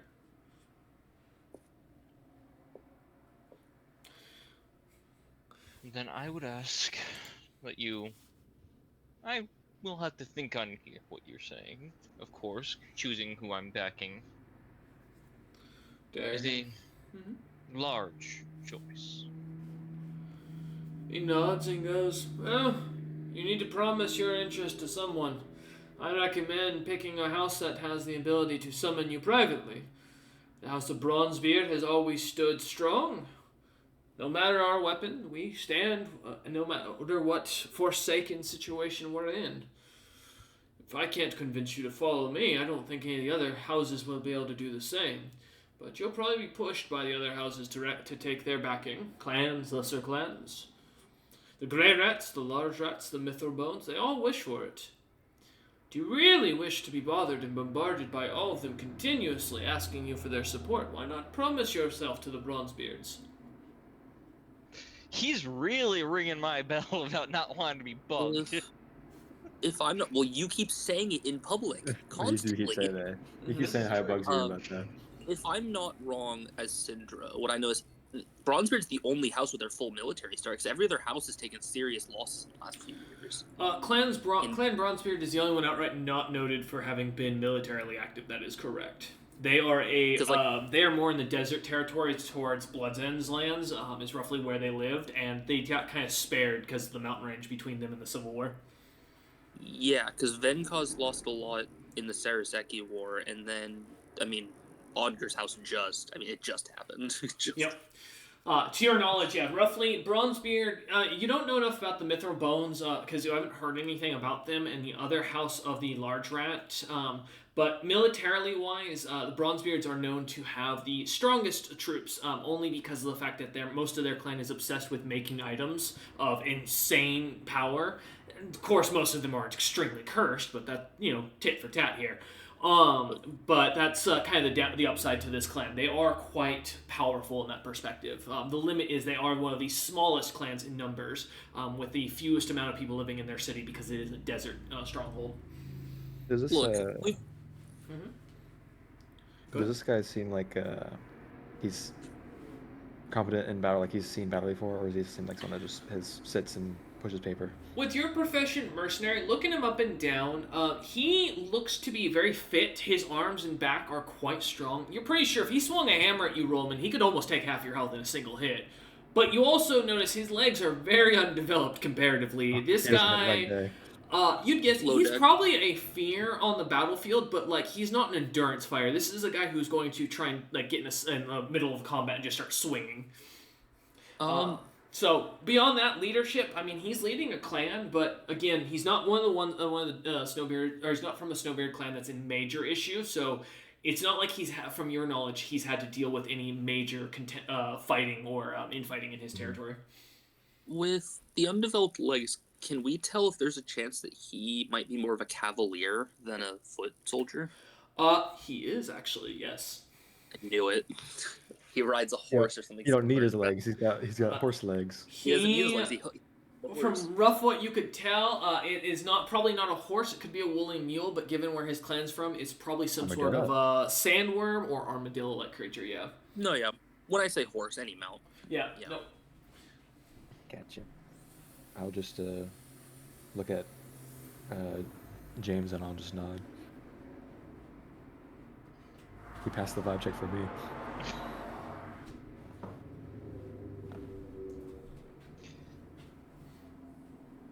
James is thinking for a moment because, honestly, James doesn't want to be bothered, but choosing the first option also is risky. It's true. Thinking of it from the neutral perspective, he's not trying to benefit me in any way. Not from what he's offered anything, no. He's just trying to get me on his side so I'm not on the table for anybody else. Mm-hmm. I will give you an answer after I hear what others have to offer. Derek kind of sighs and goes, "If you will. I imagine my daughter will be bothering you here soon for the clan of Deathweed. All that I ask then, James, in the meanwhile, is an offer of your word that as a true Snowbeard noble, you'll recognize that only the houses should be allowed to rule our nation. Those who come from clans or lesser clans have not earned that right yet." I recognize that this nation needs someone, at least one person, to lead it. Where they come from is less a matter of a house or clan, and if they can actually do the job. You would put a commoner on the throne if you thought they could do well, would you? I am a merchant, a man who and as you can tell from my crew and the rumors about me, I find talent and I put it to use. Looks at you and goes, "I don't." And by no doubt, you are talented. But putting your talent to use as a ruler may be a waste of it. So I can't count on your favor. It depends on if everybody else is worse than you. I'm going to go with the best choice that I can make. He nods at that and goes, "Let me give you some kingly advice then, to prove my capability then before I leave you to your peaceful rest. Don't insult a nobleman to his face by telling him no, and giving him a point of view that says he's not what he wants to be, as you will make an enemy of him. And the House of Bronzebeard recognize now Clan Ironheart as a threat to our sovereignty, and we will keep that in mind going forward." As as you feel the magic fade, and you see the room dissipate as all three of you go back to your dreams. I feel that was the wrong move. I The love. first option is going to cause us more problems too. That's at this point. Yeah, but they're gonna win regardless, as it currently stands. There's no one that can stop Alfred if he goes on a conquest right now. Like nobody in the nation. Alfred's not part of Bronzebeard. Alfred's part of Yeah, Clan no. Stone. That's a separate thing. Bronzebeard is his nickname over in the other Yeah, territories. but what I'm Lands. getting, Yep. that guy might be the only one left that could contend. Could be. Yeah, that's true. Mm-hmm. Thought you're gone. James, as the dream kind of vanishes, as Rollman and Cinder kind of find themselves relaxing for a moment, we have two more dreams that are going to pop up here. One is for you, and then one I'll explain after. But first, as you begin to find yourself, once again, fading from this imagery, I'm expecting to go back to an enjoyable relaxation, you suddenly find yourself standing in a pirate ship. Snowbeards walking around, different colored hair, some blue, some black, some red, some green, some white, in their beards as they go about working. Many of them wearing bandanas, kind of bandaged eye patches, like actual pirates as you look at them. Not like Azurus' crew who looked like a bunch of whipped merchants that had, some look like they could have been soldiers, but, that would be a pretty sparse... I have a question. How froggy do the eyes look on these snowbeards? They all look to be normal. As their eyes look normal as is, almost as like yours as you kind of watch them. As you hear a shout come from the captain's quarters of this massive black ship, and looking over, seeing the design of two axes behind what looks to be a honeycomb, painted in a beautiful colored glass on a door, clearly to the captain's quarters. You feel your body being pulled as your boots skid against the floor, or the wooden panels of the floor. As the door opens and you find yourself pulled into this captain's quarters, trophies of different monsters kind of lining the wall, bookshelves, a desk, and what looks to be a bed off to the side, as well as a wardrobe that's kind of overflowing with glimmering bits of silk. You see yourself, James, but a few years older, maybe about 50 or so, a little bit more ragged looking, his beard a bit more golden than yours. His eyes a bit glimmering with gold as he smiles and looks at you and goes, "Now that's how a relative, an ancestor of mine, my grandchildren, managed to make a name for themselves. I'm so proud of you for awakening your powers finally, young James Dragron. I cannot believe that the Grand Elder himself managed to awaken his powers." Is this Meadmancer? Am I just It looking is. at Meadmancer? It is Meadmancer indeed. Ugh. His, Not that I wanted to, it's that I didn't really have a choice. You sound younger, James Dragron. I don't remember. Huh. Must have done that demonic change. Must have made you even more powerful and given you your youth back in exchange for all your immense magic. That's understandable, though. I'm just proud that my grandchild finally managed to do what none had done before him. Now, I gotta ask. You plan to go forward with our plan, correct, and sacrifice your grandchild, offer him to the gods, turn him into the hammer I'd asked you, for him to me? My eyes are gonna narrow. Is this a vision of the future? Give me a sense motive. Because I don't ever see myself working with Meadmancer. God damn it. You're completely confused as you look on, James. He called you the Elder. That's the same nickname your grandsire's called. But, you're not him. Though a lot of people do say you two look a lot alike. Meadmancer, I think you have a bit of confusion. Oh, no. There's no confusion. The plan goes ahead as usual, because if you would betray me or lie to me... James Dragon is dead. So who are you, then? The grandson. No matter. Fine, and you will take on his deal. Unfortunate for you that you were summoned in your dreams to this, and unfortunate to you that you'd accept, your own situation. I really did not expect you to be the one, though. You're spindly and a bookworm. I was a warrior, a man who fought legions of demons. And you're what's left. That's what we get for mixing with those impure devils. I told them they shouldn't. I told your grandsire if he mixed with those damn stone clusters, he's going to end up depurifying the bloodline and making you a lot weaker. No, he doesn't listen. Well, it's no matter, I guess, at this point. You're gonna inherit his dealing, which is unfortunate for you, because now you have to figure out how to have a wife, kids, and then grandkids. You have approximately 10 years? I think you should be able to figure it out in that time. Unless you have a Figure out relative. Either that or pass it off to a different person, because this isn't my problem. Grandsire's dealings are not mine. No, as he waves his fingers and takes his boots off the desk and, like, sets them down. And stands up and walks over to you as he leans against the desk and kind of puts his butt on it, his hands kind of either side of it. Gems kind of glimmering from every finger, every orifice. This dude is tatted, he's pierced, and he's got more leather on him than you're comfortable ever seeing on anyone, James. As you look this guy up and down, there's belts. Like, this couldn't be more cyberpunk pirate if you could ask for it.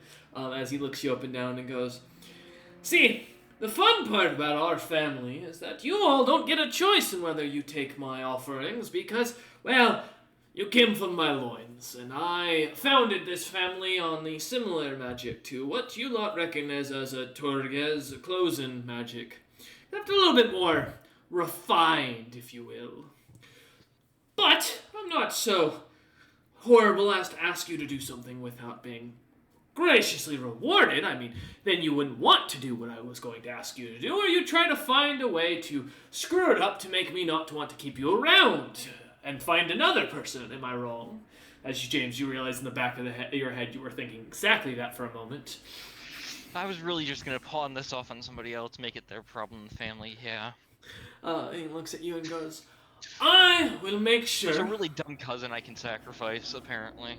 there won't be a single demon hunter after you.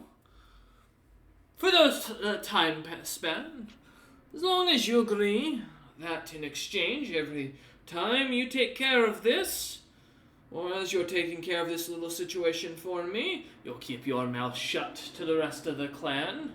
And who knows, maybe I'll get bored and find someone else to go and bother instead and drop you entirely. Or maybe I'll end up dead if you're lucky. My crew managing to kill me somehow, or maybe you'll kill me, who knows. But regardless, you have 10 years to produce a grandchild, or someone of capability equal to your own. If you can't, well, as he gives a slight slide of his thumb against his throat and kind of leans his head over it with his tongue sticking out, and goes, They don't need to be of my blood as long as they're capable. "Equal to your own destiny, yes. I'm not a monster." I'm a walking paradox. I don't really know what my destiny is at this point. Young James, you're destined for great things. Though, sadly, not the heroes of this era, I imagine. Oh, I don't want to be a hero. Every time that's happened, I've been eaten by a hag, nearly killed. It's really not worth it. Kind of smiles and nods and goes, I'll leave that to Iter, the only one who might be worth your time. "He's of no blood of mine. I've already confirmed that. Now, with that, our business is concluded. I wish you, young James, a happy enjoyment of your new life, and a good headache in the morning when you feel the true pain that you're going to aspire to create." As he snaps his fingers Fucking and problems. James dissipates into an actual lovely dream of his own.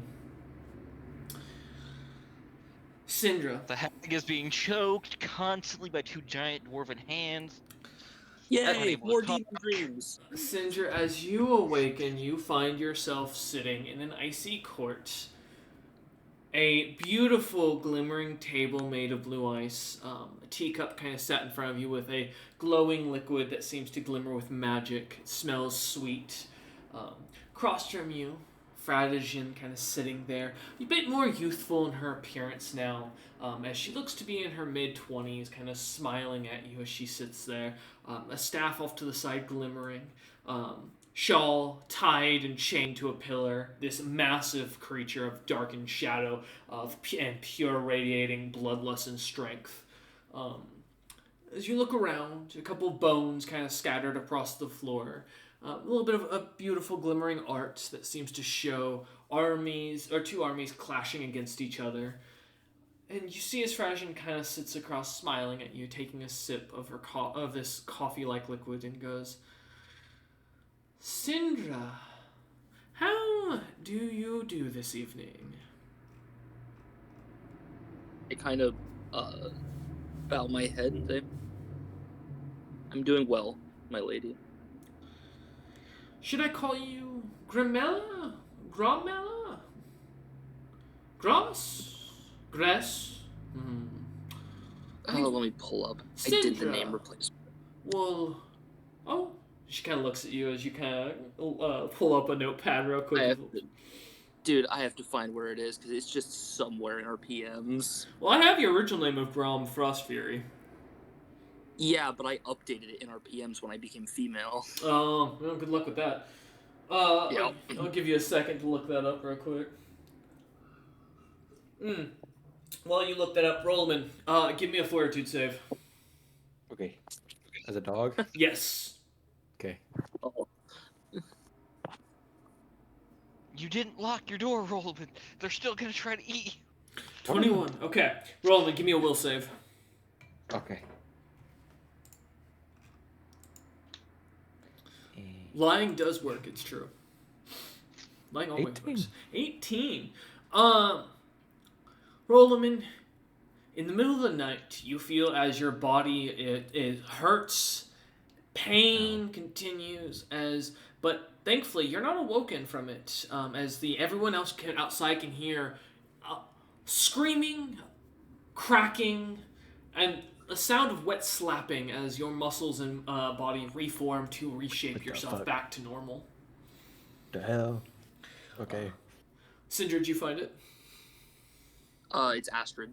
Astrid, there we go. And she looks, as you kind of smile and say that, she kind of looks at you and goes, "Astrid Frost Fury. An interesting night name. I do like it. I'm so happy to have you here as one of my knights. I must admit I was quite curious, though, and couldn't find myself satiated to sleep at night with, well, what passes for night. While thinking about this, why would you put your life on the line for, well, what's something some would believe to be the exact thing that will probably kill you one day?" She makes an icicle form of James and a more demonic version of him. A calculated risk for my benefit. He still has his uses. Interesting choice, interesting choice. I must admit, as I look upon him, I can't help but find a lacking of willingness to do what is needed to be done. I feel like as a demon, he will find himself quite quickly outplayed and outkilled by those who will recognize his awakening as a true threat to them. So, I can't help but wonder why you would want to doom young James to such a fate, to see him fighting Morins, Stars, as you call them, the Zonde, as I call them, and the others. I mean, Meadmancers aren't well liked. I feel it's a fair trade for him, no? He was going to die. He gets to live and have a fighting chance, and I benefit to him being alive, both as my cover. Being a demon, people are more likely to hunt than me first. Yes, it is quite unfortunate. As you mentioned, he was not going to die, I must admit. What would have happened if things had kept going? I don't know. That hag would have been killed. The spell that was keeping her trapped to the material plane was not long for the world, and her body was going to naturally expire. Few moments, I imagine, longer. Probably wouldn't have been a comfortable or soft landing for the young James, but would have been much easier to get out. So, Well, I understand that you look at this as a valuable choice in fate. I must conclude that you have chosen something quite interesting for the world, and I'm only curious if you understand and grasp the true power you just unleashed on it. Mhm. I mean, truly, how could I? I cannot see the future, nor have I ever heard of a demon mixing divinity with themselves, or anything similar. She nods and goes, "It's true. It's not common, nor is it many. Do I know if any that have ever achieved such a balance? Most it would kill, but seems he is capable of balancing it out for now, though at the cost of his friend's arm, I imagine. And probably a leg here soon if things keep going the way they are. I would caution you. In the coming years, James is going to become more of a threat to you and your livelihood than you realize. If you don't push him in the right direction to commit more evil acts and become like us, he will eventually become your undoing and will kill you, stopping your plans. As you see the ice kind of glimmer, and as you look down and see the forever bit blizzard covering the planet, kind of glowing and dissipating just as quickly as James's face replaces it, laughing, a little bit older and a little bit more grizzled as he stands over Syndra's corpse.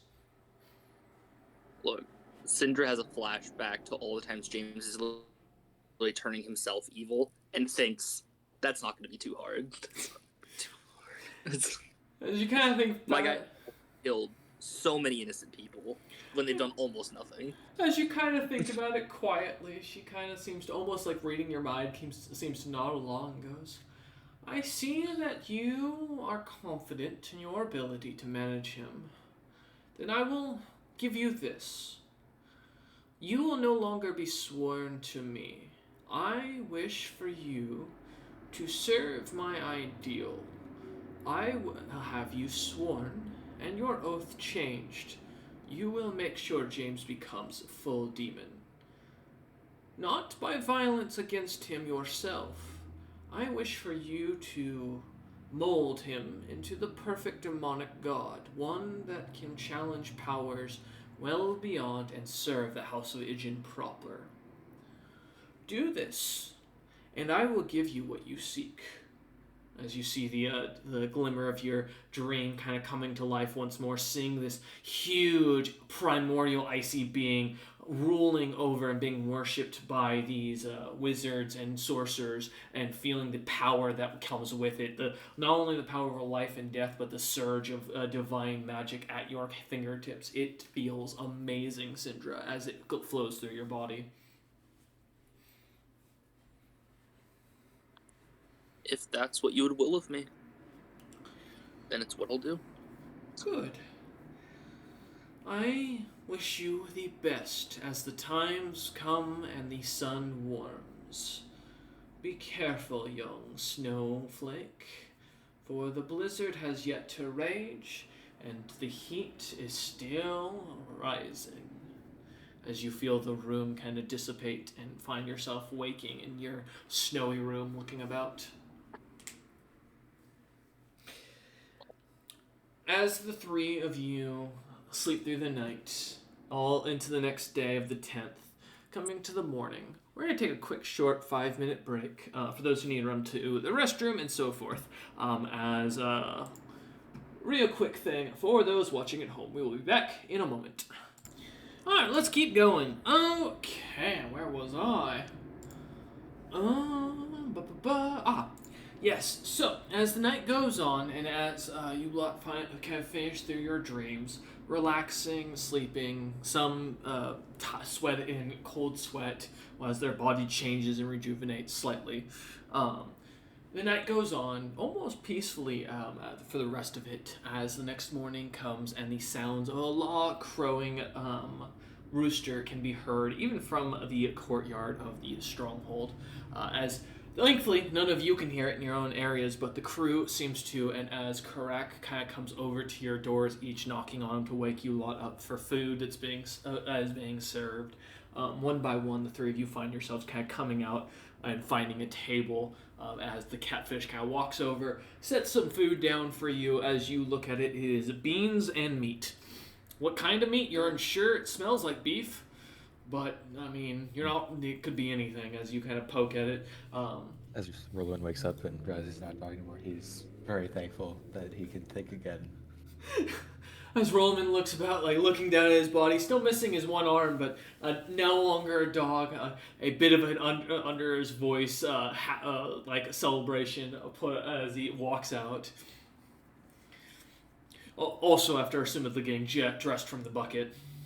Putting a pair of pants on at least. I'll put a pair of pants. I don't want to cut up any clothes. So I'll just put pants on. Alright, fair enough. As you grab one of your spare sets, shoving it on and heading out into amongst the crew, who seem to be kind of relaxed and enjoying themselves. Many of them on shore leave as they kind of take their rotating days. Finding yourself out to the food as you sit down with James and Syndra. Melvin, nowhere to be seen. Only a note as you kind of look at and read that it says, "Gone teaching." Man, he's been doing that for a while. I look Roland up and down. You're not gonna try and piss on a building in this form, are you? Or start licking a ruby. I just put my head in my hands, be like, I don't really want to talk about it. I said hand. I hope you realize I said hand. That's right. I did. Hand. Damn it. Syndra, do you think we can reattach his arm today? I can reattach. Yeah, he's rolling and ready. Have you done this before? All right. As James looks at the two, and I have a flashback to when I said during the meeting that I've reattached my own arms before. I wasn't really paying attention to what you were saying. That primordial. I was kind of focused on other things that like not dying. I've reattached my own arm. If I can't reattach yours, I'll be very sad. Okay. Yeah.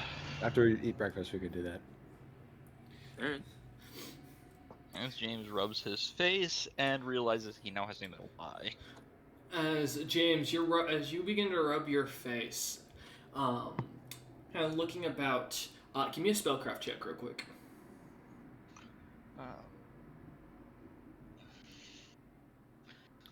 19. Syndra and Rollman, as both of you that manage to maintain consciousness, you both feel a wave of an intense magic expand off of James, almost as he goes to like rub the bridge of his nose and seems to like pushes them a little bit too much to the left and seems to bump his eye. And as it begins to glow, both of you seeing this, recognizing this similar or identical as magical presence to the moaning heart inside of Syndra. Ooh, an outward body change. Bold. I like it. What the fuck? And you look at him seeing what looks to be a cue ball made of palladium with a center iris with the silver or the platinum hammer kind of glimmering inside his skull. What looks behind it, two vials or two glass structures that look to be almost a single hourglass with purple and yellow or golden sand. The eyeball or the cue ball itself having minor carvings, and you see what looks to be a depiction of Terrasitis and some sort of dragonkin you've never seen before, Rollman. What happened? I had to awaken my abilities to get us out of a pinch, from my understanding. As James kind of wipes his hair away and from the eye, you can now fully see it as it moves and looks around like a normal eye. Yeah, it's my fault. I shouldn't have failed. It's not your fault, Orlman.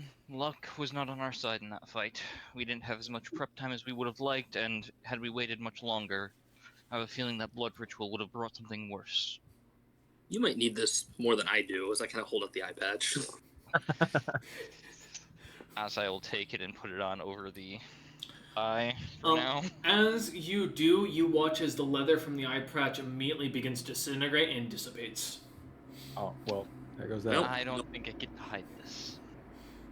Well, that's a magic item gone. Alright.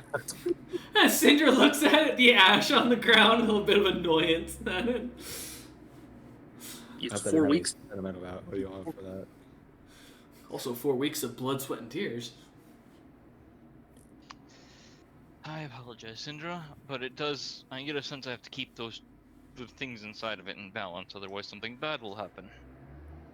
And I'd really rather not have that. Oh god, Syndra totally thinks in horror he's becoming a monk. Oh no. I will say, Cinder, enrollment, what you will find weird is recognizing the Terracitus carving on the side of his, left side of the eye itself. Knowing James as you do, Rollman, I mean, especially knowing James's outright hatred for the woman, like, absolutely no kind words said about this individual. And then Syndra, of course, having heard the stories of what she did to James during his early career here as an adventurer, it's kind of strange that he suddenly has an item that has the depiction of someone he hates upon it. James, why is your weird eye signed by Terracitus? Do I know about the You do problem not. that I have to solve with that? You do not. Beyond me. Syndra will add a note to the notebook. Hate fucking kink equals James. Got it. Fair. It's a problem. That woman's a problem. I don't want to deal with her right now because she also has magic that can create a storm that could kill us in seconds, if not instantly. Almost as James says that, you can see a little bit. There's a bit more anger and venom as he speaks, and the design of Terra begins to glow a little bit in its purplish and most a little corrupt form. As you see, little cracks seem to almost appear along the design of her, as if someone has been stabbing or cutting her. Maybe stop thinking such bad thoughts. It's doing stuff to your eyeball. Hatred. Aside from that, the forges will be delivered by the guildmaster probably today. You see his crack kind and of walks over as you mention that, as hearing that kind of like stops eating, sets his plate down, and stands up to walk over and goes, "Captain, I have something to report." As he kind of like says this through a mouthful of food. Finish what's in your mouth, then you can talk about it, Crack. Swallows like head deeply or heartily, and you see him kind of lightly choke as he pats himself. He kind of like You could finish chewing, man. You could. Kind of smacks himself on the chest a few times as it goes down rough and goes, have a glass of water. "Captain, the forges were delivered in the middle of the night. They are in the captain's quarters, locked and secured." All right, thank you. And nods, turns, he goes, sits back down in his chair, picking his spoon back up, and begins shoveling once more. They're brand new, so I'll probably be rearranging my room to put one in there. Okay. So what's so special about them? They can do any. They flame? are ever burning. One fuel source is all they'll ever need until it's snuffed out, and then you'll have to relight it with a new one. What's so special about that? I got this torch that's ever burning. Yeah, but your torch doesn't actually emit heat. This does. Oh, that's a good point. I think it's like the third time we've had to talk with Rollman of, hey, it's basically just a light spell on a stick, not fire. That does this. Does what I did to the rock when we first met the fucking Golden City, except permanently. This is different. This is fire. As talking to him like he's a caveman.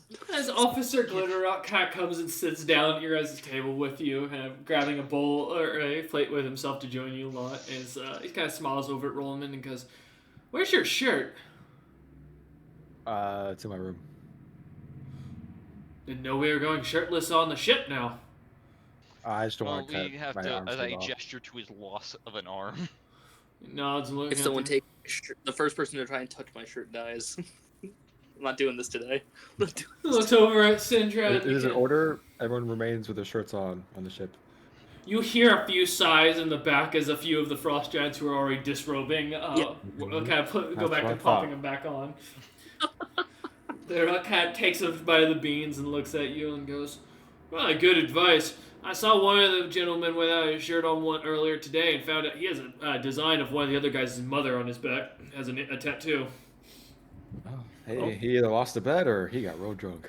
No, the guy, he proposed to the guy's mother, sober. That's impressive. Best friends since they were young, too. Shocking opinion on that one. Looks over at James and goes, "By the way, Captain James, Crew has had a good time on shore leave. Many of them have spent pretty much all of their earnings, and our entire storage is filled up with doodads, knickknacks, and my love, the love of God, so many jacks and little tiny balls made of sap. Oh God, I'm gonna have to get them each a bag of holding for their own shit, aren't I? That's so expensive. One of the men bought a painting of a naked woman for 500,000 gold pieces. He spent his entire life learning on this ship, on this damn thing, and it's half the size of the goddamn captain's quarters. Tell them to separate things they wish to send home, and we will send someone to drop them off in the Frost Giant lands.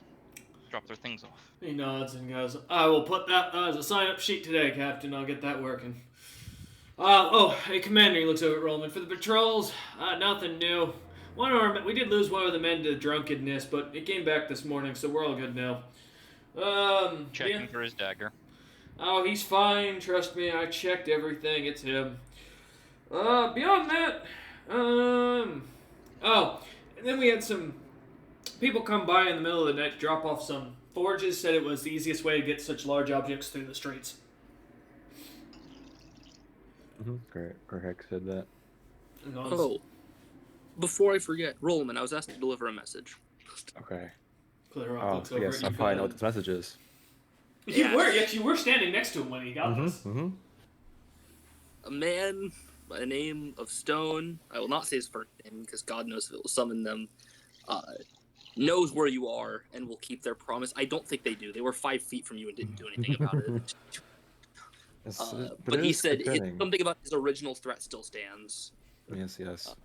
I'm curious where he thought I was, though. And I did tell him that you had been disappeared by magic somewhere, so... No, we were told, I think, in character by the leader here about the guy about the people that look like you and me. Yeah. Yeah. You could think you're in the Crystal Giant land still. There was someone claiming to be your sister in the Crystal Giant lands. And that's funny. Glitterrock looks up at you and goes, actually, I heard about that crew. They went missing from what I was told. They went on an adventure to hunt down some beast or something like that. Never came back, supposedly. They even had a meeting with the king of the Crystal Crown Lands. He was pissed. He sent a letter, actually, kind of like digs around in his bag of holding, pulls it out, hands it to James, and goes, I responded telling him that we had no official business with it and that would be signed by James when we eventually come through, and he'd understand then, but... I mean, he hands him the letter, and James, you read as it's a nasty... I open the letter, I pass it directly off to Cinder. I put up my hand, take the letter. Then taking the letter protocol. as you crack it open, looking in it, sensing no magic, thankfully, from it. And it is the worst Yelp review you've ever had for a merchant company. Like, there isn't a kind word said other than the fact that there's a single merchant there that is waiting for you lot to show up to judge the item he made for you specifically, James. James, I have bad news. Yeah? We got a 1-star review. God fucking damn it. That's gonna bring down that's gonna bring us down to 2 stars. Do you understand that? Down to 2? Were we barely holding on at 3? Probably. How many people fucking hate James? Does that surprise you? James recalling that one random shop that had this thing called a newspaper that they were handing out that said that the Ironheart Merchant Company was a 3-star company. He took it very seriously. Like, it was a personal day for James at that point. I bought every newspaper there just to stop people from reading it. I have work news. Yes? It's a 1-star from a king. We're gonna have to make this right. We're sending an apology letter stating that we have, as Glimmerrock already said, saying that we had no official ties to them. Well, I mean, I haven't even been there. I look at Glimmerrock and I think, like, if he got this letter and knew, and this is the original letter, he probably already sent that thing. He seems to nod. He also did say that. He did, yeah. But he literally said that. Yeah. Good job, Glimmerrock, getting ahead of this then. He nods. No, that's the only thing we can do for now until we go through and actually speak with him. We've met the king there once. I mean, we're not going to be there for years at the current. No. The only thing we can do is possibly send, like, Stan to go and apologize for us. I wouldn't recommend it, Captain. As Glitterrock looks at you and goes, "Hey, the letter, as you can kind of see in that, Sindra, seems to imply he doesn't seem to be a fan of ours. I think, anything short of you showing up there to kiss his ass personally is going to be seen as insulting for his level of lordship, even if he is a kind individual. You know, appearances Also, as an all." I wouldn't worry if anytime soon this war that people think is going to kicks off. His kingdom's in an awful position. They're going to be attacked one of the first. I mean, That's fair. they're next to 2 dragon nations, and the giant nation next to them probably won't help them at all. Uzum does have a mind of taking everything around him, so... Well, I think it's more that his the brother of the Chris Giant King kind of threatened to kill Utham to his face. Yeah, that would definitely strain family relations. Glitterrock kind of pointing a spoon up as he talks like with half a mouthful of beans and goes, "I agree. Plus, think about it, they're just a bunch of pansies anyways. They'll probably get killed. I've heard there's a bunch of scouts being seen in those areas from Nolothoms. Some white-faced elves, from what they keep calling them." White-faced elves. He nods and goes, "I don't know what," as a piece of bean goes flying across the table, kind of landing on the floor next to you, and goes, "I don't know what kind of elf has white face specifically." Kind of points over to Rolman's very tanned appearance and goes, "They all look like him." Can I, Question. let's say, nature check a white-faced elf? Sure. And what's up, Rolman? Is my tan like my natural similar, or am I just tan from being? Oh, you are naturally dark, darker skin, but you are tan also because you are constantly outside. Oh. Although these days you have lost your natural tan because it has been mostly winter here in the land since you've been here. So, Syndro, knowledge in nature. There is not a single documented race known as a white elf. That is not a thing that exists. With a nat 20, would I liken it closer to probably like Greg, like just beings taking elf form? So with that, it could be Greg. It could be dragons that are taking form to try and hide their appearance. This could be a foreign plane creature, as there have these could be straight from the Fey courts. These could be these could be demons. I mean, there is a long list of creatures that would theoretically polymorph and be shifted slightly. The only thing that kind of comes to mind is they're probably not from this plane of existence because they're sticking out in a sense. So it seems that they're probably trying to, if they are polymorphing themselves, they are trying to do it to, or disguising, stand out. Or appear as a race that doesn't exist. Go ahead, though. I now have more bad news, although it's not exactly our problem.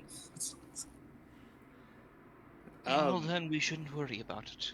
There's no such thing as a white-faced elf. It's probably from another plane, which, if those things are coming to another plane, other places probably also have beings from other planes flooding in, because it wouldn't probably happen in one place only. Why is there so many things coming in from planes all of a sudden? I don't know. We had a portal to another plane open in this city not long ago.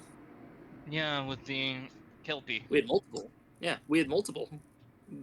Good pipes up, pulling his spoon forward, still with like beans in it, and goes, "Actually, the fire giants have been saying that there's what was it? Some dragon showed up in the middle of their territory. Has been like the rumors going around every tavern apparently, and was like closing some big. They called it like a rip that was fiery. I assume it was some sort of magical thing that was like on fire, like a volcano or something like that, spouting out. But apparently some big knowledge planes." As he continues, yeah, go ahead. Some big dragon. I don't know. It was described as looking really ugly and brown. I can't remember his name though. I mean, dragons. Worst part, the portals here weren't natural. Someone opened them. As you say that, give me a knowledge nobility, Rollman. And James with a 12. Nope. Nothing comes to mind. Do I have ranks in planes? No, I do not. I have a rank in planes.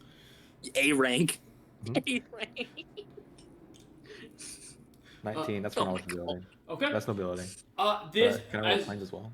as you think about the nobility, it does sound like this might be the king of the druids, Cyrano the Anvil himself.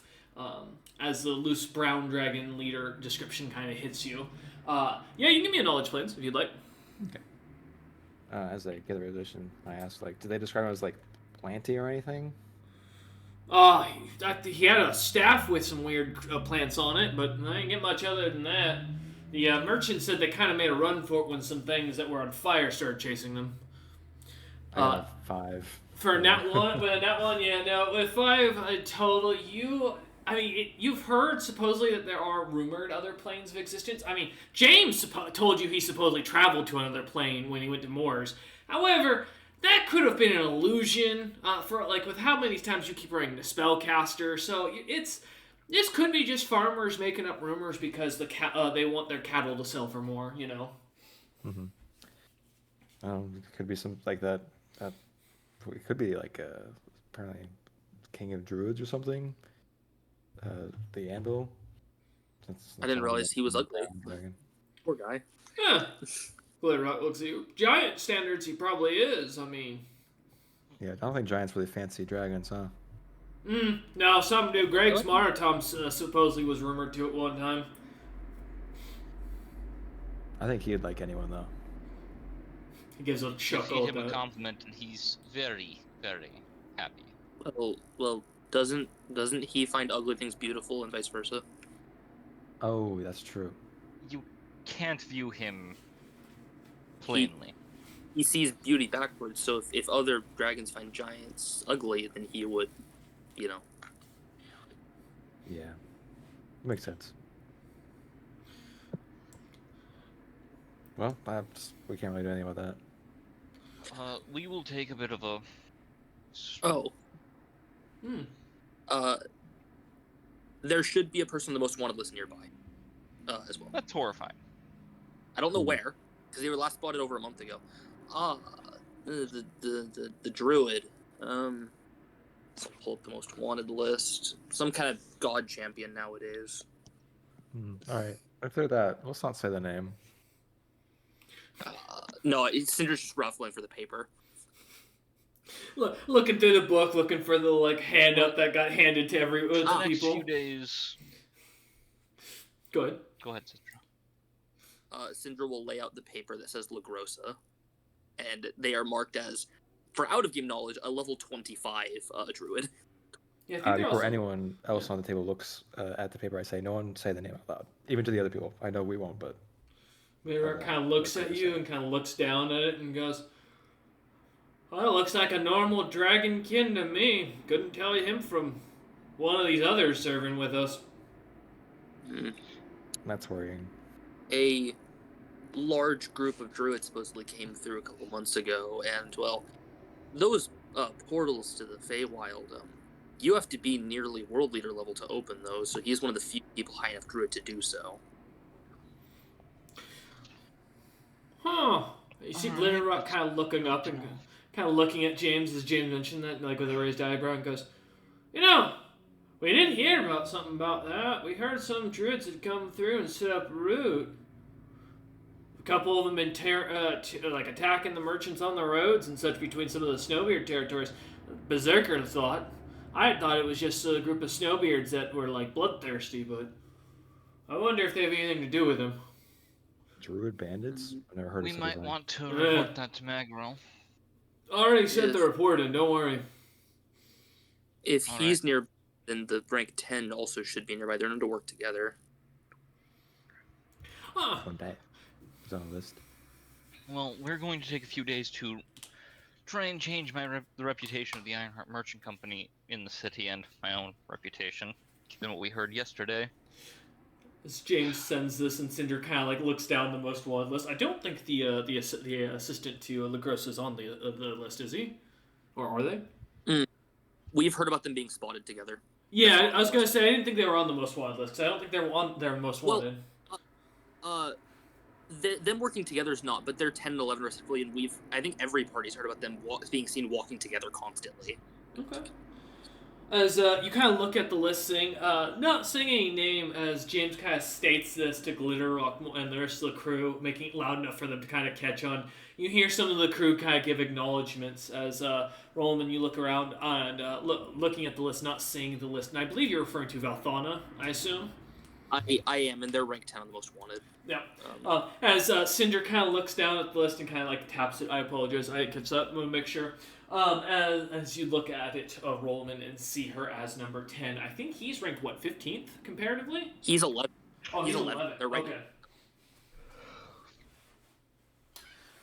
As you see this Rollman sing the name Conwyn, having popped up from the world news as well, kind of recognizing that as someone who was amongst the cryptic cabal, at least similar sounding, kind of catches your attention. But otherwise, yeah.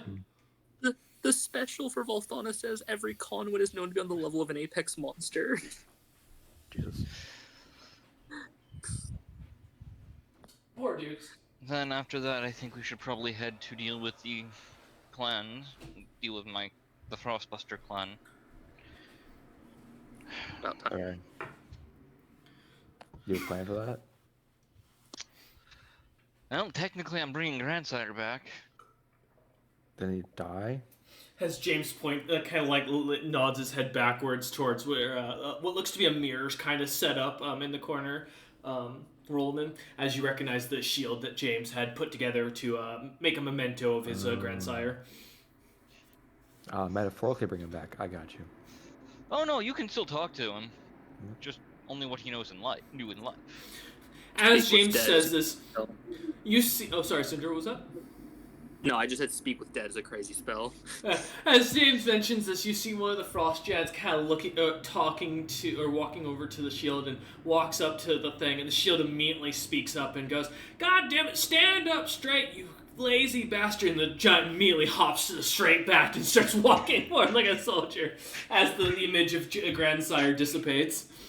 Mirror, mirror, who is the fairest of them all? Not you, you ugly bastard! As you hear from the shield in the distance. It's obviously... That's not true. But that's the best I could do, given that his death was out of my control. It's very interesting. I mean, we're bringing back his knowledge, all of his power, as I pat my own chest. I think... And you can even ask him they can even ask him if I got him out, and if I had a hand in his death. Both of which he can answer honestly. Does he have to answer honestly? Yes. Yeah, because speak with dead, it's not a... Roman has a single tear go down his eye as he realizes, or down his cheek as he realized that ugly comment was the honest truth according to the ghost. Damn. Because speak with dead doesn't do anything with the soul, it just kind of recites knowledge the body knew. Correct. So anything he knew during his life, he can respond to. And before you ask, yes, James did try and ask it what killed him already. Which also means all the negative temperament is purely part of his knowledge. It is entirely... His personality is still there, somewhat, because it was beat into his old body. Very interesting. Well, Sidra, ready to reattach my arm? Yeah, just not in here, probably. Yeah, probably not here. You two can use my room if you need to. I mean, I was just gonna use the medical room, but... Oh, yeah, I forgot we do have that downstairs. Still there. Unused. I'm gonna use the medical room, not the captain's quarters. It's, I think the medical room's closest to being my setup now when needed, so... Basically. As Cinder and Roman kind of stand up and start heading down, while James kind of continues enjoying talking to the crew, explaining, kind of working with strategies with the crew on how to make his name a bit more well-known and well-loved amongst the town. As he starts pitching ideas and getting feedback from the crew, who seem to be very happy and helping, if it means they get more shore leave and more money to go drink. And by paintings. Do you want me to roll a profession mercantile for this? Yeah, go ahead. Yeah, as well as James will be breaking the news that the crew has to make a list of what small items they would like to keep and what ones, the big items that will be sent back. Right, so I'm going to buff this to hell, thank you for that. We have a TSA airport limit. If it's not in 4 ounces, it cannot go on board the ship. Oh my 51. god. Here we go. As James kind of starts going and explaining this, bouncing the ideas of the good, the good interest, making it very clear to the crew, hey, if everyone loves me, they're gonna love you and want you to spend money, and then they'll come to you for the best things. Crew seems on board quite quickly.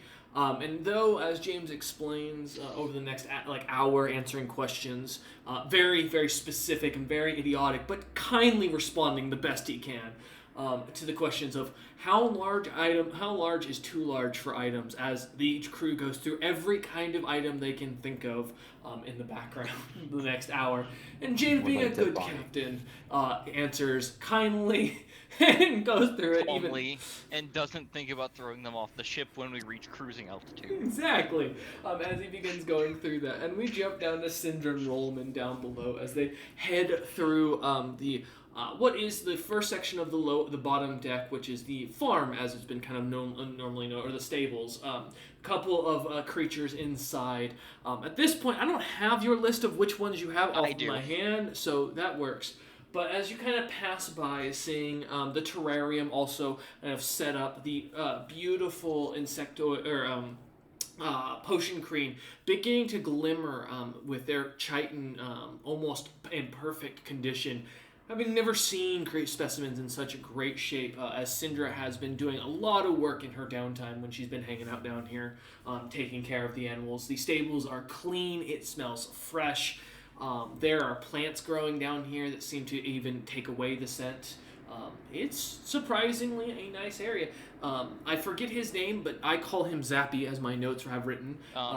Has grown to almost full size, as you see the Displacer Hog kind of running around in his pen excitedly as you walk by Cinder tossing a few pellets in from a bucket that's kind of on the side of the stable itself. As you lot make it past to the back area, a couple of curtains separating the two areas.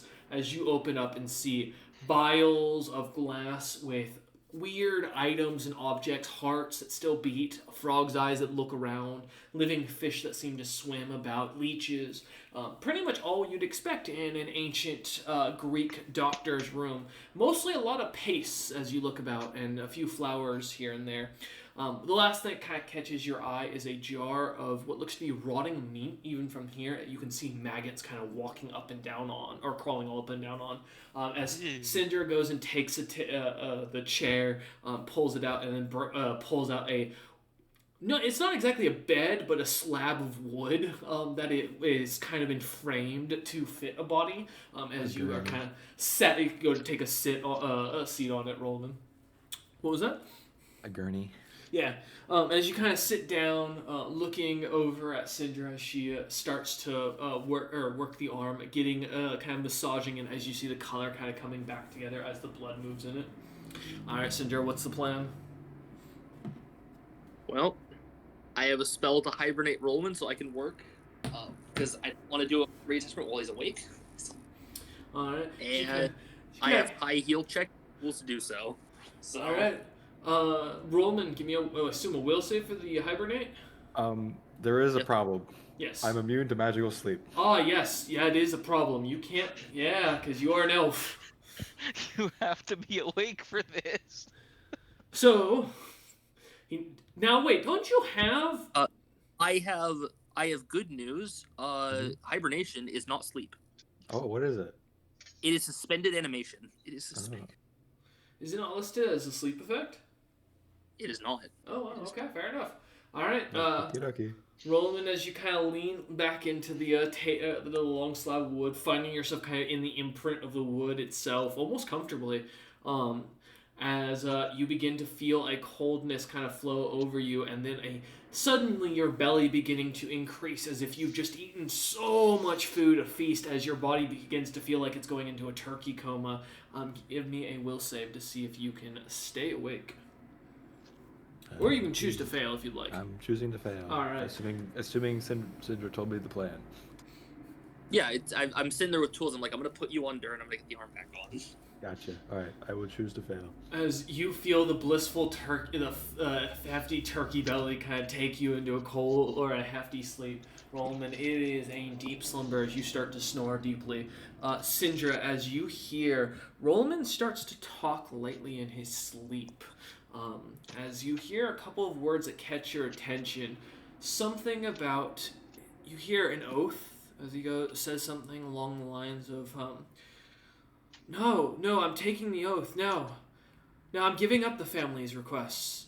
No, we're not going to gain. We're not. I won't take the war position. I won't do it.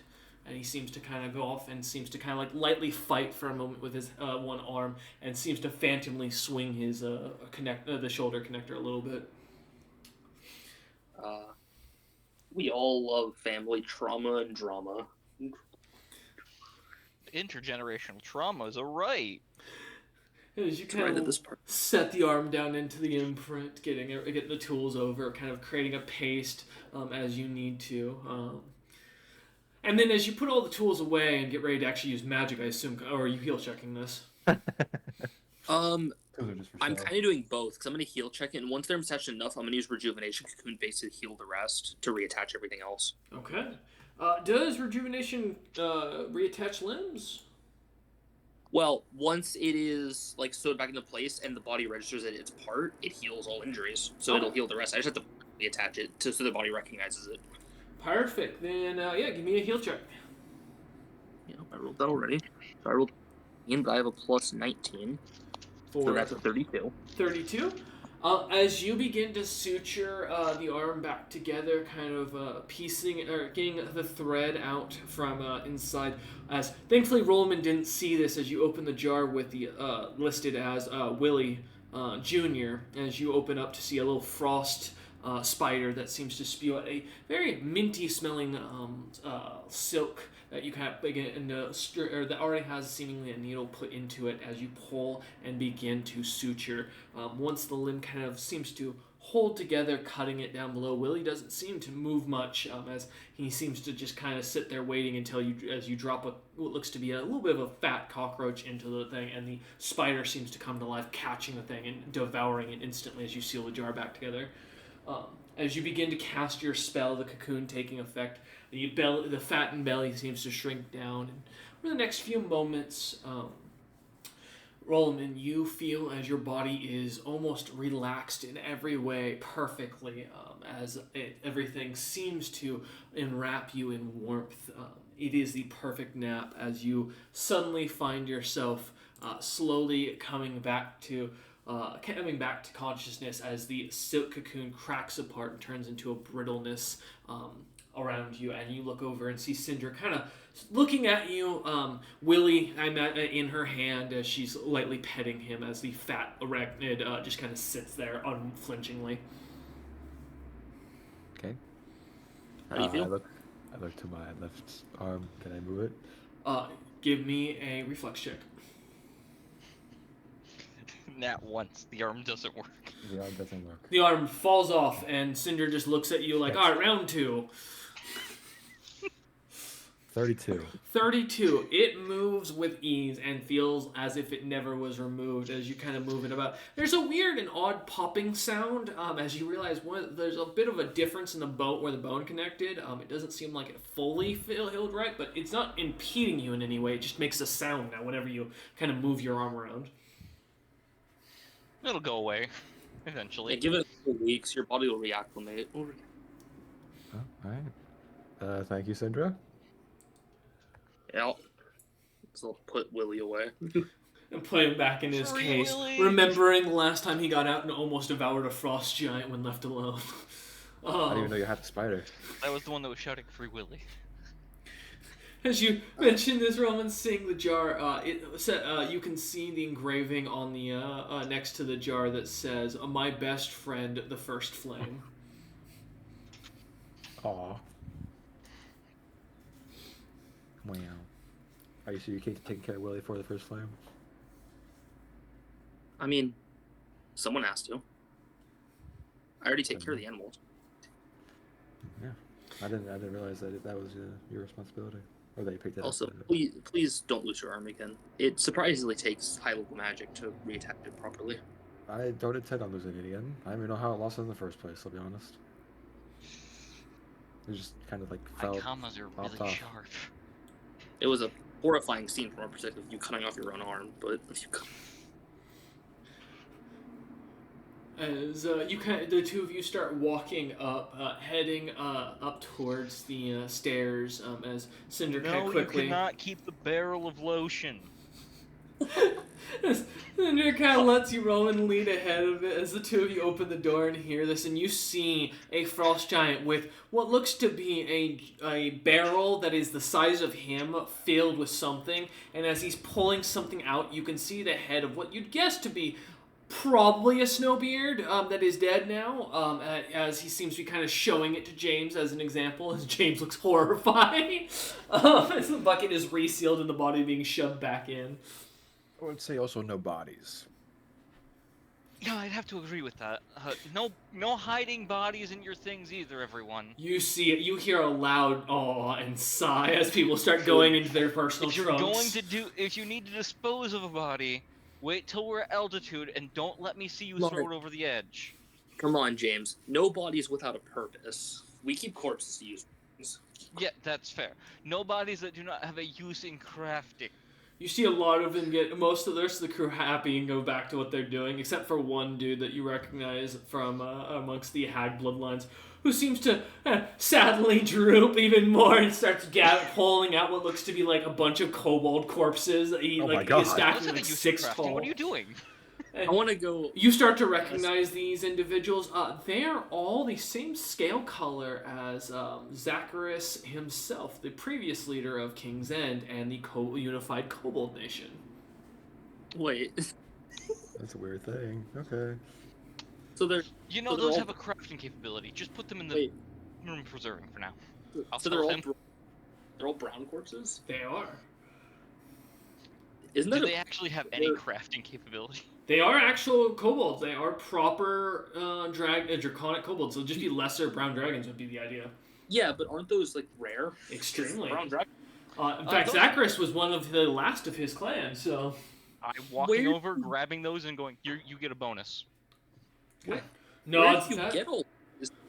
You Oh, when we were in Knighton, when you guys were dealing with Captain Azuris and the Red Lady Pirates, I ran into a giant fella, a tall fella, I can't remember his name, ended in B. He said he had a deal on a bunch of corpses that he was selling that a crafter would really like, so I bought them. They were a gold piece a piece. I mean, I figured at some point I might turn them into something. It might be worthwhile. I didn't really know what to do with the ugly looking scales. I figured I might turn that into a cheap leather shirt, but yeah, he sold them to me and told me I just couldn't tell the locals that where he'd gotten them or that he had them because he said it was a secret. I'm guessing it was Bright Bee. Yeah, that was the name. That doesn't end in B. Yeah, brown. yeah. Brown Dragon- dragons are very rare. They're sand dragons, right? Those are the burrowing like snake ones. They for the most part brown dragons. Yeah, they are burrowing dragons. Correct. Yeah. So you can use the scales for burrowing items and like pickaxes and digging items because they're built to dig. You'll get double what you paid for them. How many corpses are there? There's 4. I pull out 8 gold and hand it to the man. And takes it and goes, best investment I ever made. And he pockets That the was coin. mine. Goes, Where'd you like the other corpses I've gotten here? I'm scared to ask, but let's see. He pulls out an ogre corpse, a cyclops, what looks to be a night hag corpse, and goes, Oh. I bought these as well from a fella in the black markets when we were in the Primordial Imperium. I managed to get out in the night when the whole fight happened. I apologize, Commander. It wasn't nothing personal. I wasn't on the deck patrol. I was down below taking a smoking break. How much did you pay for the hag corpse? Wow, 100 gold pieces. But it was a bargain because they had it set at 1,000, and I talked him down for it. I'll hand him 200. I want this corpse. I'm looking at the Cyclops corpse. Does it still have the eye? It does. How much did you pay for the Cyclops? A couple gold pieces, I think. 34. I'll hand him 6. Takes it. Yeah. That is the He best keeps day doubling I've his had. money. Commander, as he looks at James, he Yeah. goes, or sorry, Captain. As he looks over at James, he goes, Captain, permission to retire, sir. As he looks at the gold in his hand now. If you do, you're gonna have people chasing you for your bloodline. That's fine. I can go find myself a nice home. I think I'm gonna go buy a nice little house in the new Well, then we'll stronghold. commission you for one last job, because we'll have to have somebody we can trust to deliver everyone's items to their families. I can do that. I was thinking about going all the way home and visiting the family anyways. Yeah. And nods at that as he kind of kicks over the hag's corpse and the cyclops and puts the third one back in to the box and goes, "I'll leave the box here with you, Captain. I'll wait for. I'll let you know once I've got a boat chartered and where to meet me for the rest of the stuff." He gives a nod and takes the gold, putting it into his own we'll coin. be handling your transportation. We'll get it. We'll have Drift take you back. Sounds fine by me, Captain. And he looks over at the Rollman and goes, "Commander, it's been an honor, and I hope you'll understand. I hope I never have to work for you or anyone else again." As he holds his hand out, he smiles at that as he shakes your hand, and the guy looks over at Cinder and goes, "I got nothing for you," and turns and starts walking out. No, fair. No, that's fair. We'll send a runner to go let Drift know that we have a job for them to take a letter and take a man back to... Okay. And a bunch of shit. And a bunch of shit back to fucking... Grim Purser's last hold? Yep. Yeah. Gotcha. Okay. As you guys kind of drag the corpses off to the sides to get them set to the areas, Cinder taking the night hag into her room and leaving it in there. She comes back out. James kind of adding it to the pile of corpses that you guys have downstairs in the in the food storage on this floor with the into the room of preserving it goes. Yep. As you kind of drag it in there, seeing as you look in there for the first time, James, and see the ogre corpses kind of hung up, not yet dressed down as you kind of eye them up, as well as you notice for the first time the shrieking hag herself hung up in there. How in the hell did we get that? As you look over, seeing Cinder kind of come out and Rollman turning over at you as you say that. Cinder says this. Good. I said found it. Give James a second. He's thinking. As he looks up the corpse and down, up and down. Cinder just found it. I'm gonna look at the corpse. Look back at Cinder. Look at the corpse. I'm inclined not to believe that, given you are out of spells, and I don't think anybody in town could have slayed that other than 3 blanks. I can and will. Didn't you? I can and will roll a 50+ bluff.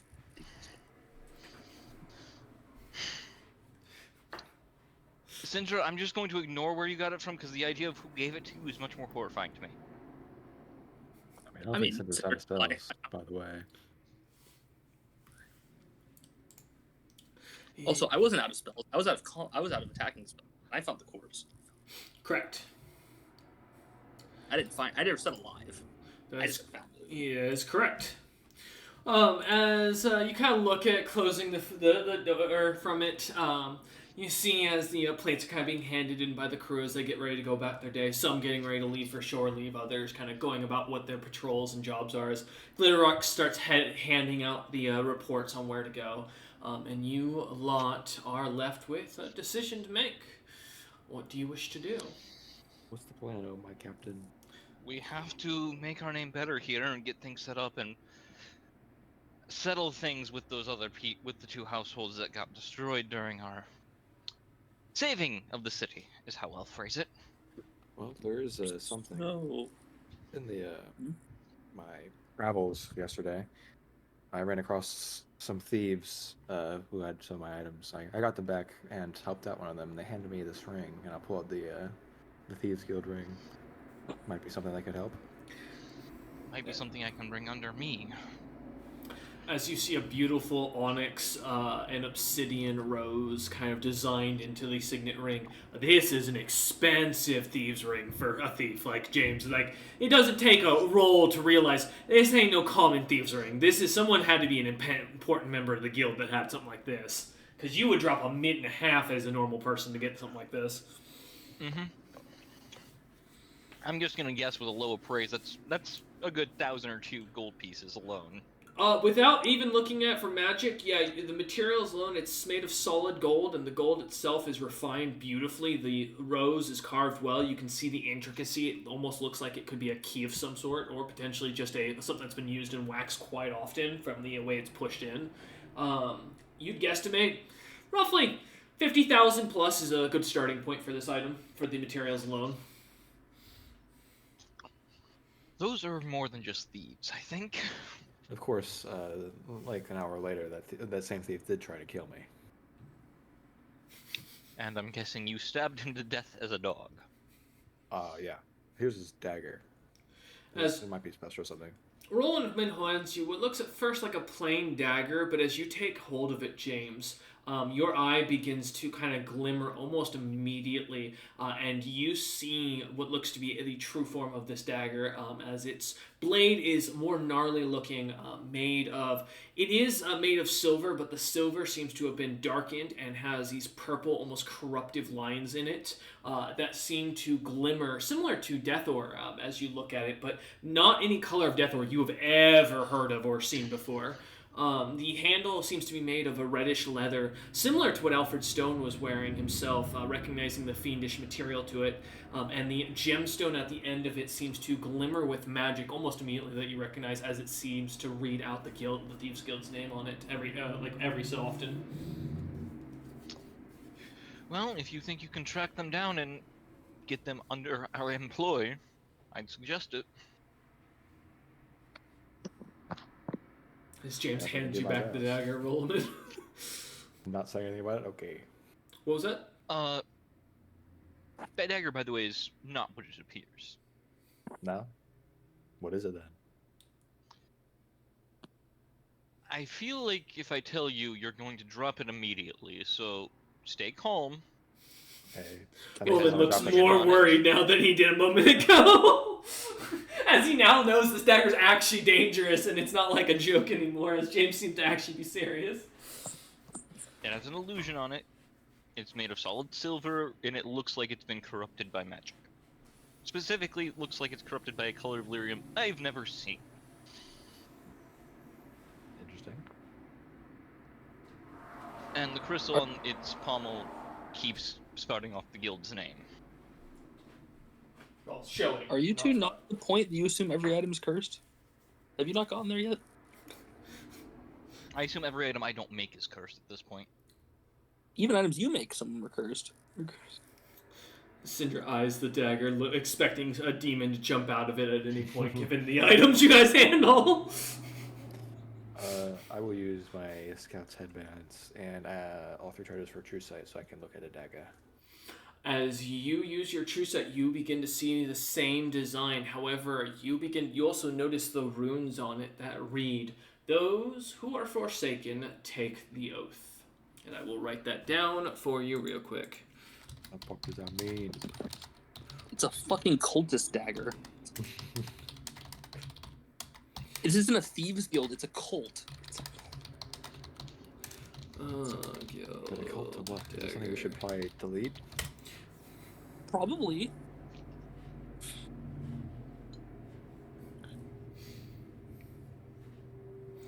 I don't think we want this city. As you kind of look Either at... we pass it off to Magro and let him deal with the problem. As James kind of mentioned, looking it up now, it's a wicked-looking blade, Roman. Like, you can see the cracks in it, the beautiful, like, sharpness to it before replaced by the jaggedness. Like, this would hurt to be cut with. Like, you're pretty sure it hurts to be cut, it hurts to be cut with a knife. Yeah, I've but been stabbed. This is like a saw with the roughest teeth you've ever done, as you kind of lightly poke at it and see the, like, jaggedness of each of the pieces. You see James's word-working side looks much safer than this. Yeah, this is, if you had to guess, this was made in a hurry and, like, by someone who's never crafted a blade before in their life. Does it look like it's made like shit? Yes, this is poor craftsmanship, even that you recognize. Yeah. Even though it is a masterwork in its Right. own right for its ability. Does it seem like I could use it effectively? As you swing it about, I mean, it seems to have a decent weight. It's comfortable. You're pretty sure you could use it. It's not. It doesn't seem to have anything that affect it or seems to affect it as you move it about. One of you want to identify this thing? I would. As I burn a spell slot, my first level spell slot, And chug thank some you. toilet wine. Mm-hmm. No, with this one I don't even have to do that because this is from the Artifice domain, so it's my domain spell for the day. Oh. As you begin to glow, your eye glittering with magic, your body glowing, and the hammer appearing in front of it, you begin to cast Identify. Let me double check my wording for Identify, because that's Poke it. always a question. I always knew it was toilet wine. It's true. Look, I bought cheap wine to use mainly for Yeah, Identify toilet along wine. with a bunch of fucking pearls and feathers. Yeah. All toilet right. wine. So this item has a single charge of energy drain in it that activates upon stabbing. That seems to come back as it kills an individual, James, from what you can tell. So every time that it makes a killing blow, it regains its charge for the energy drain. The energy drain seems to be enhanced to up to 10 instead of the normal. I think it's a D4. Let me confirm that real quick just to make sure I'm right on that, because I do not have the spell in front of me. Yeah, oh, sorry. Instead of up to 8, this one is an outright 10. So, meaning there is no chance of change on this spell. The second thing that you realize with this is that this has a spell of scrying on it, meaning that the individual who owns this and the person who has given it out can see where it is at all times. The spell's active, by the way, currently, and you can tell someone is looking at you. Who or what? You're unsure. I have more before you get excited. And lastly, the only other thing you catch on this is not a +1 item. This is a +4 item that seems to have been crafted in the forges of a foreign existence. As you recognize, this is a dagger not of this plane. Alright, 3 things. 1, whoever's watching, you can stop now. The scrying does not go away. Worth a shot. 2, this dagger is not from this realm. 3, it regains its power upon giving a killing blow, Rollman. Okay, what's the fucking power? Energy Drain. A very high-end spell. Oh. What does energy drain do? It stops... It takes away power from whoever it strikes. If I stabbed you with it, you might forget how to use a sword. As you realize, Roman, while James seems to be know his spells well, like what He doesn't know how to spells, explain them well. Syndra seems more educated in many cases. Syndra kind of like in the background, like mimics how the spell actually works. As James just kind of gives a nod. This is a powered-up version of that would make you lose all your current knowledge if you were stabbed with it. Your knowledge, your life force, you'd probably die on the spot. Most likely. Roman thinking back to being a dog for a moment. That would have sucked. I mean, we're talking about normally that spell. I mean, a peak cleric at the absolute limit of their power might be able to cast it twice. And you get it back every time that dagger kills something. Oh, and somebody's scrying through it. Interesting. It could be something again. You kind of spoke out loud and said whoever's scrying, so I kind of figured. Yeah. Well, it seems like a decent weapon. Mind if I have it back? Probably working into a style. It's also a +4 weapon. Interesting. It has that much power within it. Give it a test drive, see how it goes. As you kind of That take is it up back. to you. Yeah. Sorry, go ahead. Oh, okay. As you kind of take it back, giving it a couple of test swings, it seems to move quite comfortably as it cuts the air without much issue. As James kind of looks at you, watches you doing so, a little bit of work concern, but no movement to stop you.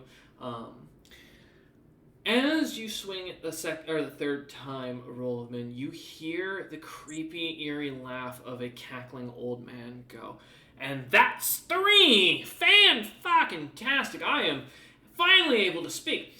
Allow me to introduce myself as the dagger searches talking in each of your heads almost immediately. Yes. Okay. My name is, well, redacted, but the Black Rose Guild leader representative.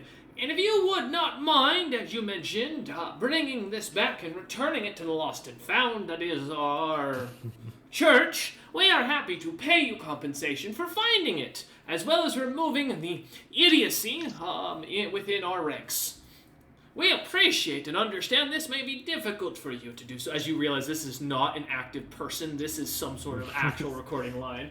It continues and goes, we appreciate your work, and we hope that you'll have a fantastic day. If we don't hear from you within 24 hours with the dagger given back, we will assume that you have planned to run away with it and will begin hunting you down with our best assassins.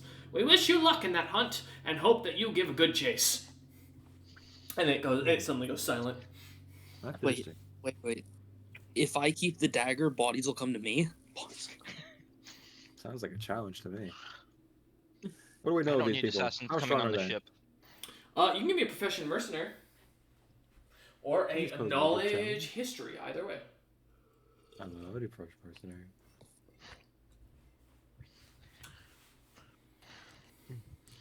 Let's see what he finds out. I'm gonna find out all the things.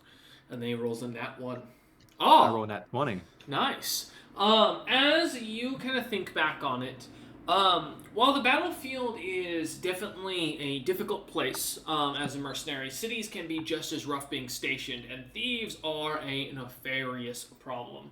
Amongst those thief guilds, there are those like the Grey Rats, who are known as honorable businessmen and thieves that will try to screw you, but do it in a respectful way that makes it so that you can contend with them, i.e. like contracts, you just need to read them.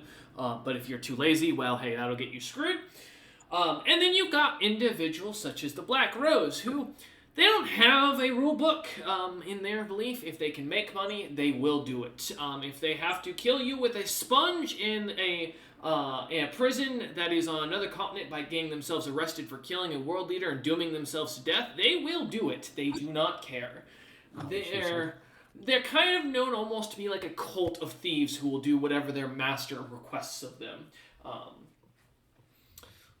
So, yeah, roughly that's what you get. Do I know how like extensive it is? Like how big it is? Well, you've traveled all over the world and you've seen their representatives in pretty much every capital around the world. However, there is a rumor that their headquarters is either in the Snowbeard lands or in the Frost Giant lands.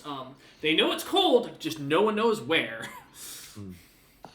And Utham has been said to be looking for these individuals off and on again pretty much his entire time since he founded the nation. But they've eluded him almost the entirety of it, so. Well, I see this. Before I continue, I Yeah. go put the dagger in my room so that the scrying is over there, not on us.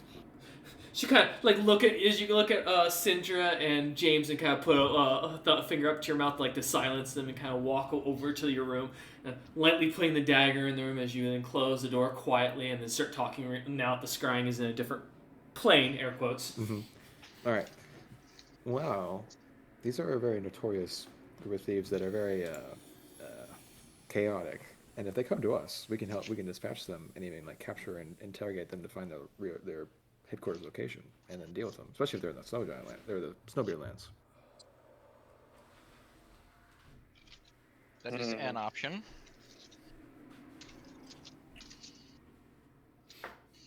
I mean,